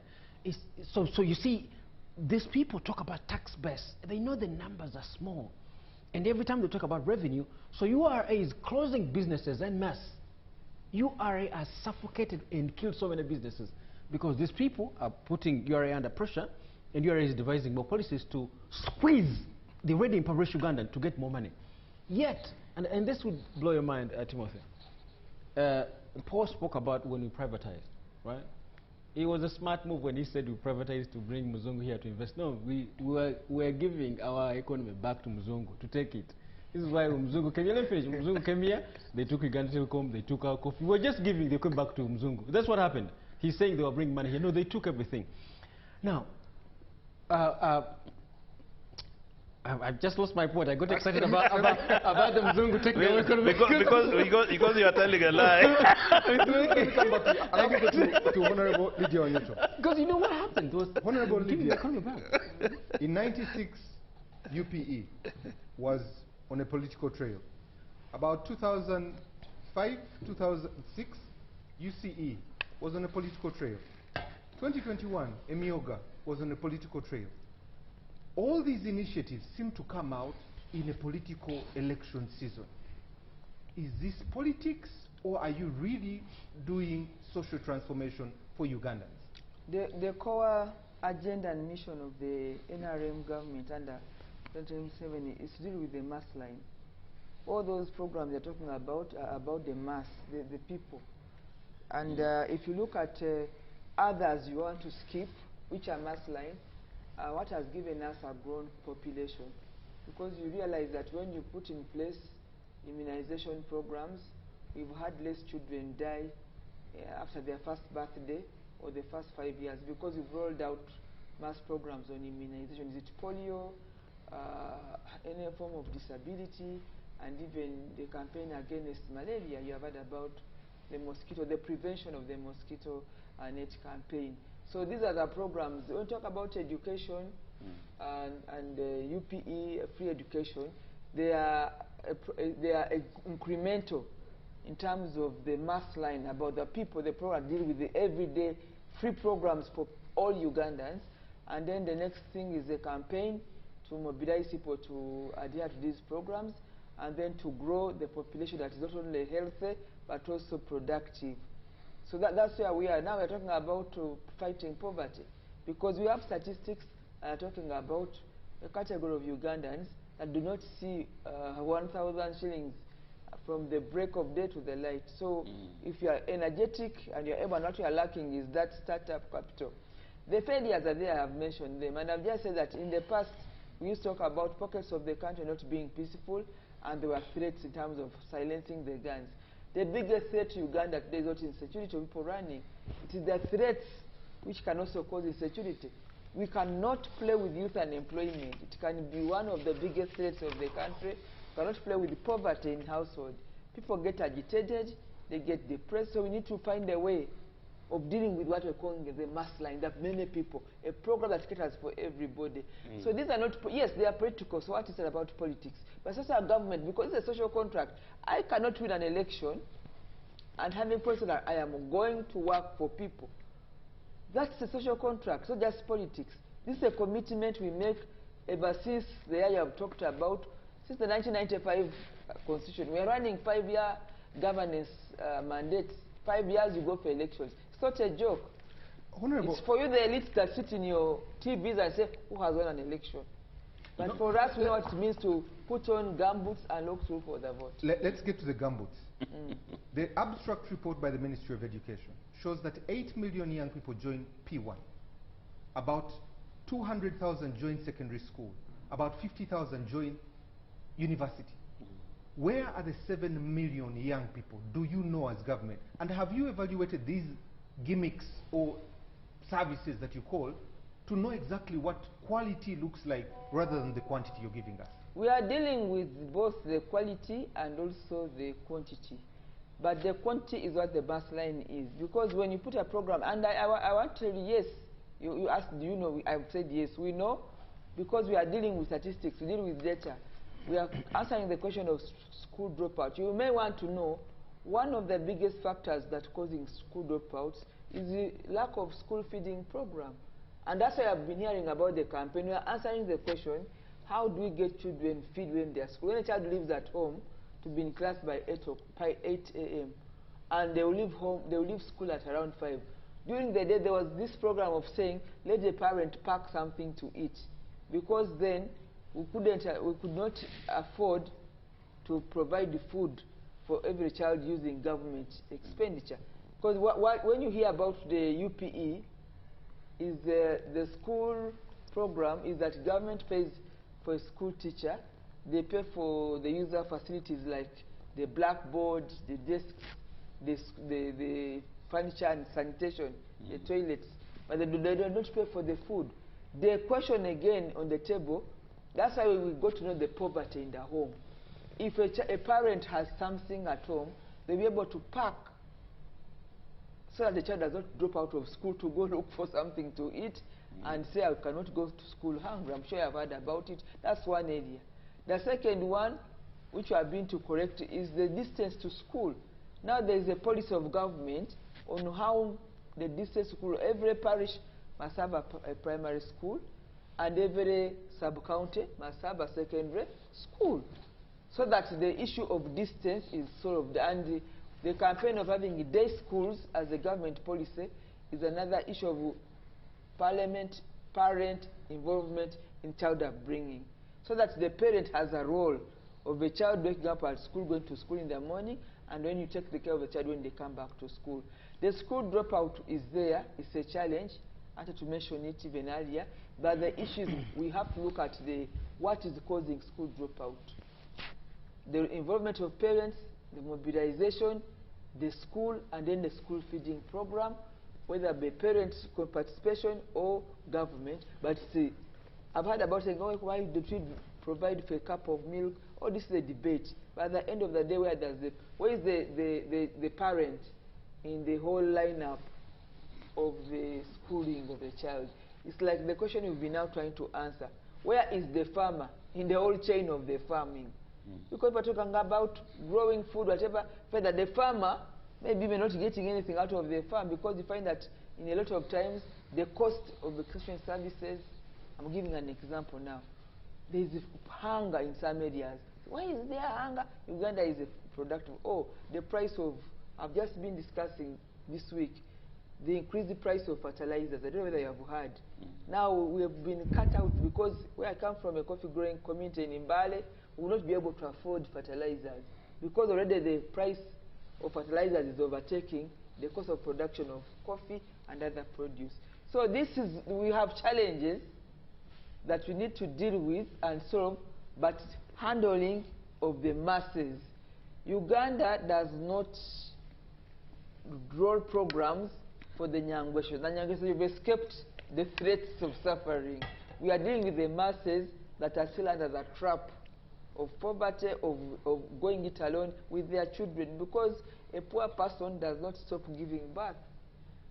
And we don't want to have poverty transmitted to the next generations. We must put in place game changers.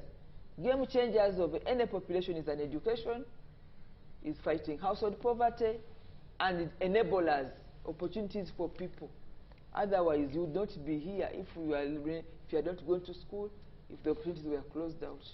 You're giving a family 1 million shillings to get out of poverty. You're giving them free education, but you're telling us they have rolled out aggressive campaigns on health. A lot of the health programs for Uganda are targeting a healthy population. That's a trigger to development. A healthy population. No, I'm still sticking to what you're saying. You said one of the biggest problems is feeding in schools, but you're giving... I've given you some of the challenges that are causing school dropouts. Let me come to you, Sarah. Earlier on, before the show began, we were speaking about education, you and I, and we're talking about the numbers there. As a young person, is the education in this country still quality to give you a global perspective? I'll say no. And I'll relate back to your point when you say, and it's well noted, like you said earlier, that the UPE schools and USE schools, and these schools are supposed to be free, isn't it? Mm-hmm. They're supposed to be free, but a parent still has to pay for uniform. They still have to pay for lunch. They have to provide lunch for these children. They have to provide scholastic materials. And those costs for a humble family are enough to keep a child out of school. Those costs alone are enough to keep a child out of school. So especially when we look at rural Uganda, if you, let's leave the urban sector and go deep in rural Uganda. For example, where I come from, in Agago, and I'll give you a perfect example of a school known as Wanglobo Primary School. Children still get to class and divide an A5 book into two, if not sometimes into four, so that each child can actually get a book and sit somewhere and write something. And now foundations are the ones coming up, like, for example, the Muhiri Education Trust, coming up and helping these kids to actually sustain them in school, and yet education is free. These kids lack scholastic materials. So I think government should not treat education as a social service. It should rather treat it as an economic investment in the young people. Should it be because what are the essentials government should be looking at as a young person? What are you looking at to give you a global outlook, but also to be competitive globally in all these things that government should be doing for young people in building this nation? Yes, so firstly, I appreciate the current curriculum that was revised. The competence-based curriculum. Yes, the competence-based curriculum, because that is actually one way that we are stepping into the global perspective, but also indulging the ideas or making sure we incorporate the current global trends like technology, AI, automation, that these kids should be assessed and they start these kind of programs at a childhood level when they're still in preschool. So that is something that I think the government should really, really invest in. And I believe education should actually be totally free. Thank you. Dr. Yusuf, the NRM is going to mark 41 years, and by the time this term ends, it will be 45 years of the president. The government that got us here, can it get us where we desire to be as a country? What do you mean got us where? Here. How do you mean here? Where are we? We are here 41 years later. So is it the same government that can get us to the future we desire as a country? I think if we start to count, we should. There's only one man who has been so central in this government for the last 40 years. I mean, you see so many new recruits, you know, technocrats and people he's going to work with. They're really young people. Most of Museveni's colleagues are not with him anymore. So if we talk about the government which brought us here, maybe we talk about Mr. Museveni. It is mostly young people that he's working with. There's a core point I want to, you know, the economics we're working with is the ideologically bankrupt. I mean, I challenge Honorable Mara. The government does not become a credit facility. Government creates an environment where people can actually, on their own, go borrow money and invest in the business of their choice. It has to be an environment. Nobody does business in an environment where interest rate is 40% and transform themselves. Never happens. There has to be a regime which enables people to borrow money at fair rates, because banks do due diligence. The government can't. That's why money doesn't come back. That the government takes on this humongous responsibility of being a credit facility to see what people do and how money comes back. It's not going to happen because it's a government. It's not a credit facility. I spoke about taxation, how taxes are killing business, because young people are trying to transform themselves, but taxes are killing them. And the point I lost earlier when I was making a submission is that I think Lydia was very articulate when she said government has to run like a business. You know what this government doesn't do? It doesn't do any business. This government does zero business. We have a government of borrowers. They borrow money and tax collectors, and they collect tax. They do zero business. Now we're excited about our oil in Western Uganda. It's Total and the other big companies. It's not us. We don't have a Gazprom. We don't have a Qatar Energies. We don't. It's Total, foreign companies. We're not doing business. One of the things that bothers me, Timothy, in this country we have a bank, which is called the government bank, Post Bank. But even people receiving government salaries are not paid through Post Bank. Why not? Why not empower a government bank by people receiving money through like public service salaries should be paid through the government bank? I don't know what airline telecom you use here. Why don't government facilities use the national telecom so that government makes money? But these people are borrowers and tax collectors. It's a rentier economy they run. Just keep borrowing money and collect taxes, borrowing money, collect taxes. You see, earlier we spoke about Omara's economics, where there's so much money circulating in this economy because of foreign reserves. You see, 12 million Ugandans have their sustenance through growing coffee. 12 million Ugandans. You know, 7% of this coffee is sold by foreign companies. 7%. So the biggest cash cow which employs 12 million Ugandans, the sailors are foreigners at a tune of 70%. So when you see that money reflected in our books, because these companies are registered here, it looks like maybe 2 trillion Uganda shillings from coffee came into this economy. No, it didn't, because the people who made much profit are not Ugandans. So money stayed where those companies are best. And the cycle continues and continues and continues. You see, I was shocked to learn in 2007, Timothy, I don't know if you're shocked too, that Uganda owns the company which is taking Mavia, which is called Meta Group. Uganda has 51% shareholding in Meta Group. Uganda has 51% shareholding. But since 1980, when we entered this agreement, the books have remained secret. We don't know. And I'm telling you, we have about over 50 companies which are supposedly the biggest tax sort of providers. Those companies, you look that they are majority shareholding public companies. They're owned by people of Uganda. But the books are not known. So those companies are making so much money, and we don't even go to collect our money from those companies.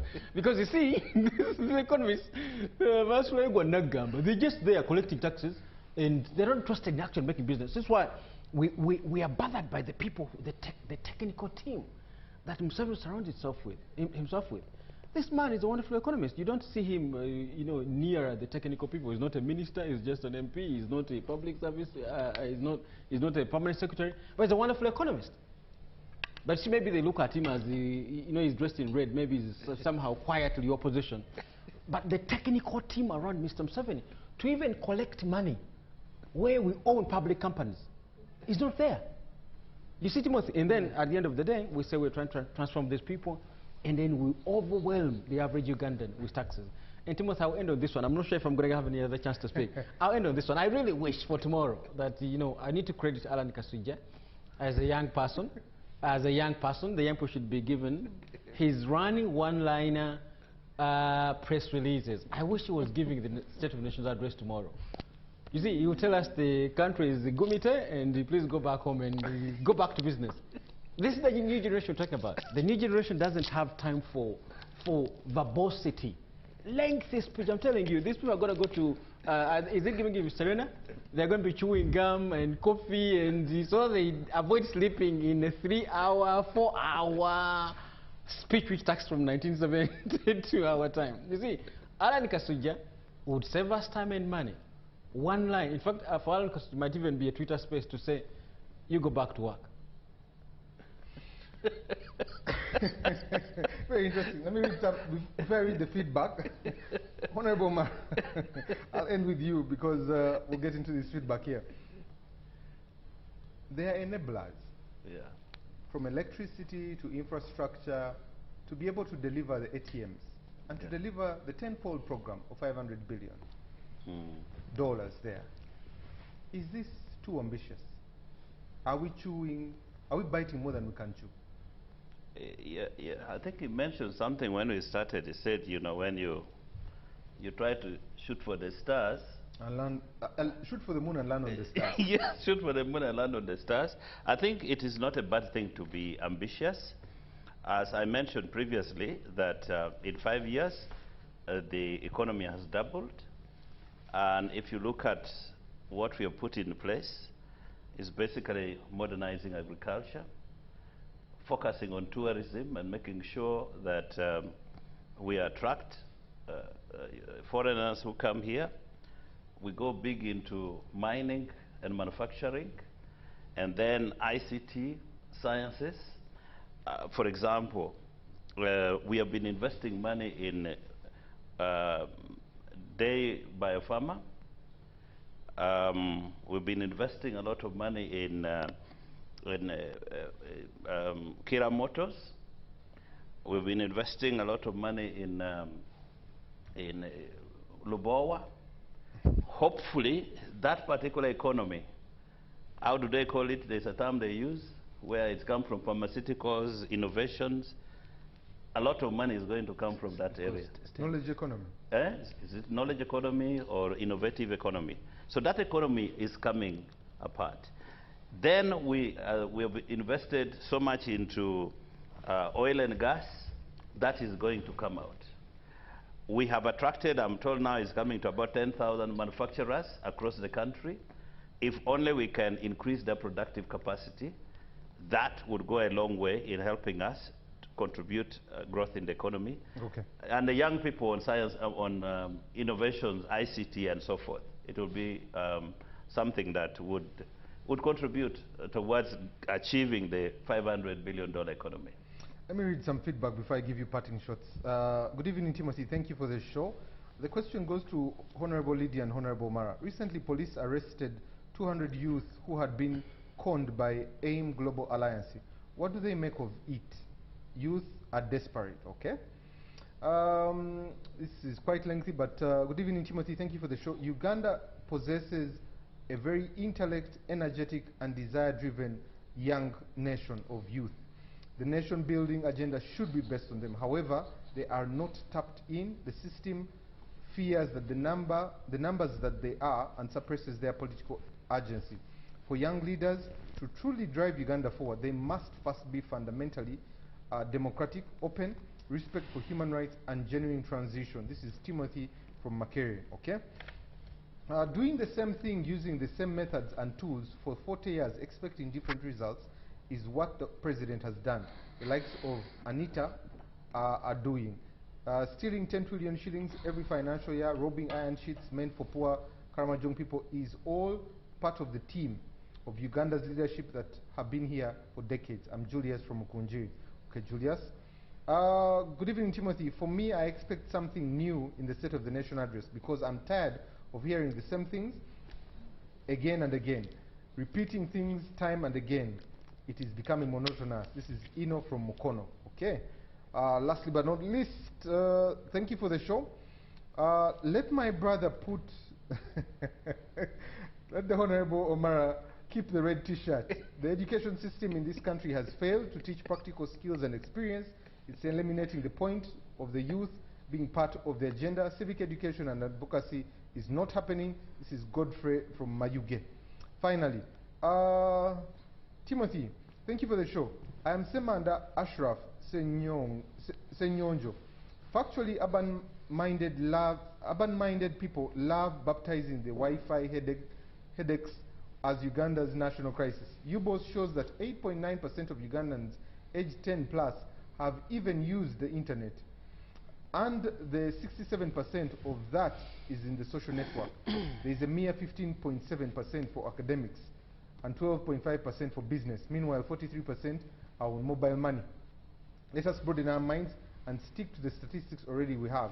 Staffing levels in hospitals, parishes, and all these things. Okay. Thank you very much for the very many messages.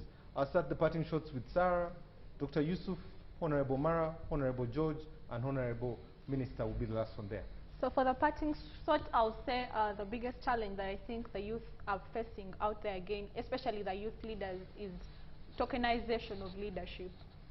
Youth leaders are invited for tables to take seats and for formality to take pictures after a session is done, and there's nothing that goes on after. So my prayer to the Chisanja team no sleep, as we've called it earlier, is that as we move into this era of leadership, I pray that the youth are actually put and included in part of planning, implementation, and government activities. The youth drive the biggest portion of this nation, and they have ideas that they can push forward when they are actively participating in these civic spaces. So representation without really influencing is just symbolism. Wow. Dr. Yusuf. I mean, I have two things to say. I mean, the first one is about, talking about youth. And then we just announced we're not going to be paying intern doctors in the workplaces they go to. For them to get licensed to become actual doctors, they have to intern. And we want them to give us labor for free. And in this country, we claim we don't have money. And the money they take is very small. The money which is going to be given to our comrades here as they start their term in Parliament is way larger than what they would ever ask for as interns. Right? It's very embarrassing for a country, in the midst of an Ebola crisis, allegedly, and then you're saying we're not paying intern doctors because we don't have money. And in some cases, by the way, Timothy, you go to a medical facility and the only person there is an intern. The only person there is an intern, and they want them to work for free. It's not fair, and I've been thinking about it strongly. And is this a psyop? Is there something else happening? They wanted to bamboozle us with this news so that we can focus on the intern doctors, as something else is happening underground.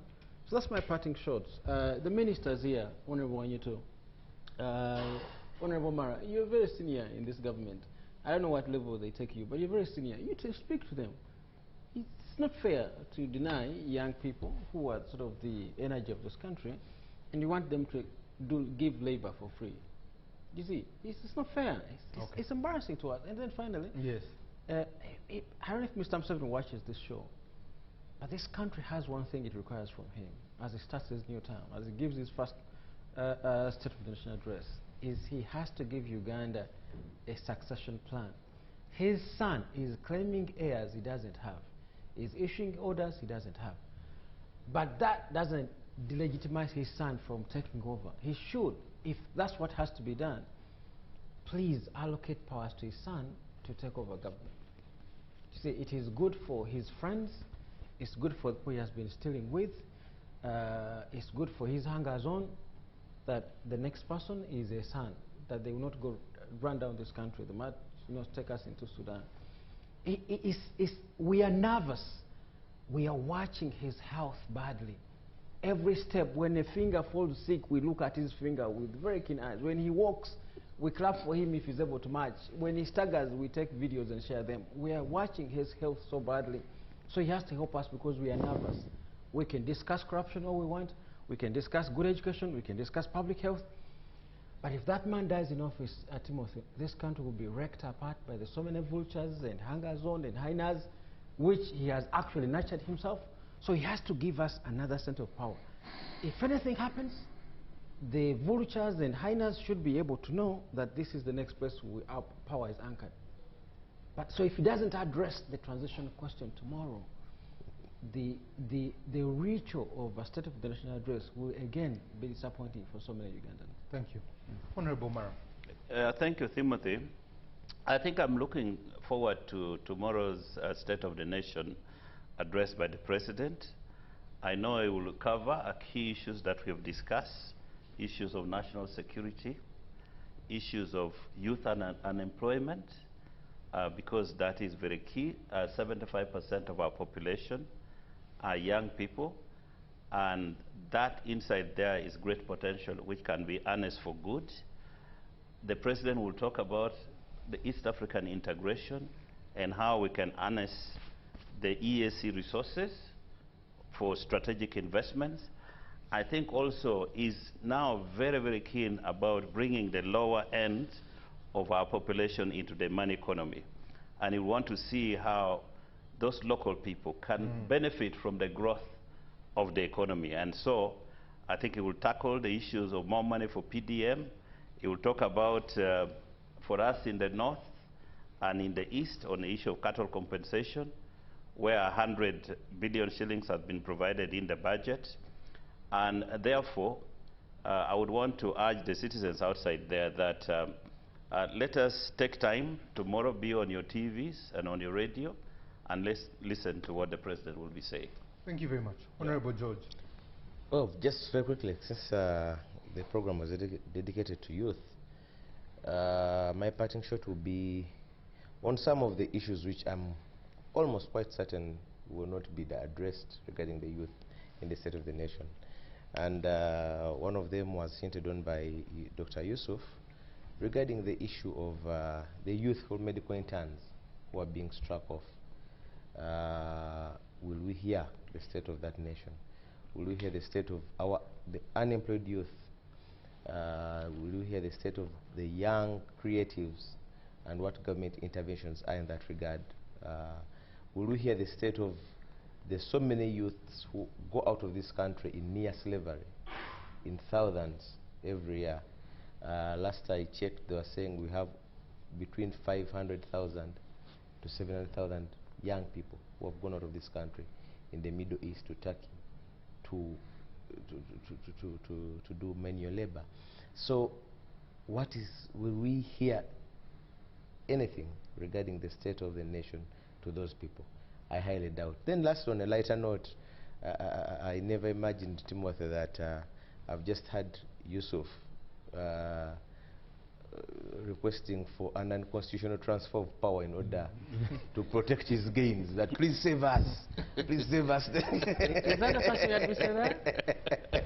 In order for such that we have a coronation, just like the British monarch when the ailing queen was on her deathbed, that they were saying, please, can you abdicate? Thank you. Lastly, the Honorable Minister. If youth means age, because that's the biology, but there is also the ideology of maturity of people and being passionate about their time and space. Or during orientation this past week, I was supporting the youth representatives to quickly form the caucus, or those that support the cause for young people to be mindful of energizing or giving opportunities to the young people of Uganda, especially those who have skills. And many of us signed on to that form. I've discovered that this term of office has many members of parliament biologically who are below the age of 40. There are many. They are about 40%. Interestingly, the new minister for the youth, she's elected member of parliament, not tokenism. She's been elected and now she has been appointed to lead the youth. So there is a chance to support the youth, people who are out of the bracket of young people, but the youth themselves, if those that have taken up parliamentary seats, for example, where I sit, they have an opportunity to change the trajectory of the country and deliver the energies to where they want to go. The choice for them not to stand out and be aggressive is theirs, but if they stand out, I see an opportunity for them to be supported to deliver some of the things. And there are areas which they can help the country to stand up. Like I've mentioned the issues of frugal use of resources. If we are going to do budget and they stand out to talk about frugal use of resources, we fight corruption together. But if they are part of the norm, their age is not going to help us. Nobody will fight the war of young people if you're talking about just the age. But you can also be at 70 when the mind is young, when you are just part of the story. So when we're talking about young, we need to define. Let the young people in terms of age put their energy to good use, stand out for their rights, be able to put on table what is it that should be done. I've just come out of a very tough season. This is my first time to be a member of parliament in Uganda, and I think it surprises many people. But when I heard that there were challenges of the 11th parliament, I said we need to discuss in the party, because my party was going to sponsor a speaker and deputy speaker. So as soon as I won elections in Mbale, I began debating about the leadership of the 11th parliament. We were just 4 of us, but we are 529. People who want to change this country, you must learn how to die with fear. I have not died. But in January up to the last 2 weeks, people didn't want even to talk to us. They were so scared. And yet what was in the table, the image you bring, the leadership, it starts with us.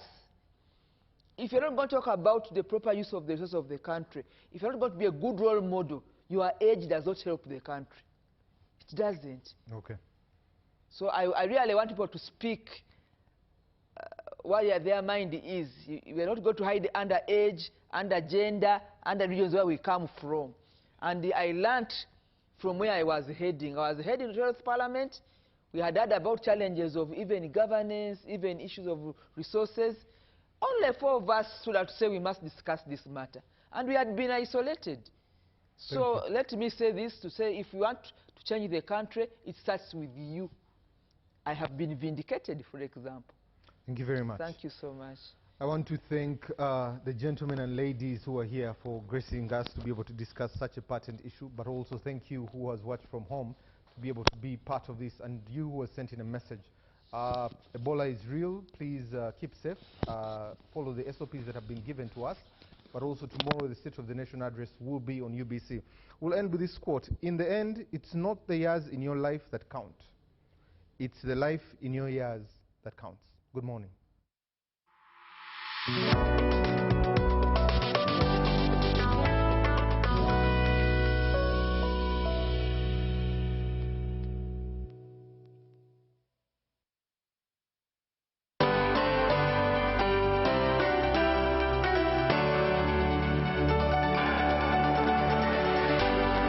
UBC, inspiring Uganda.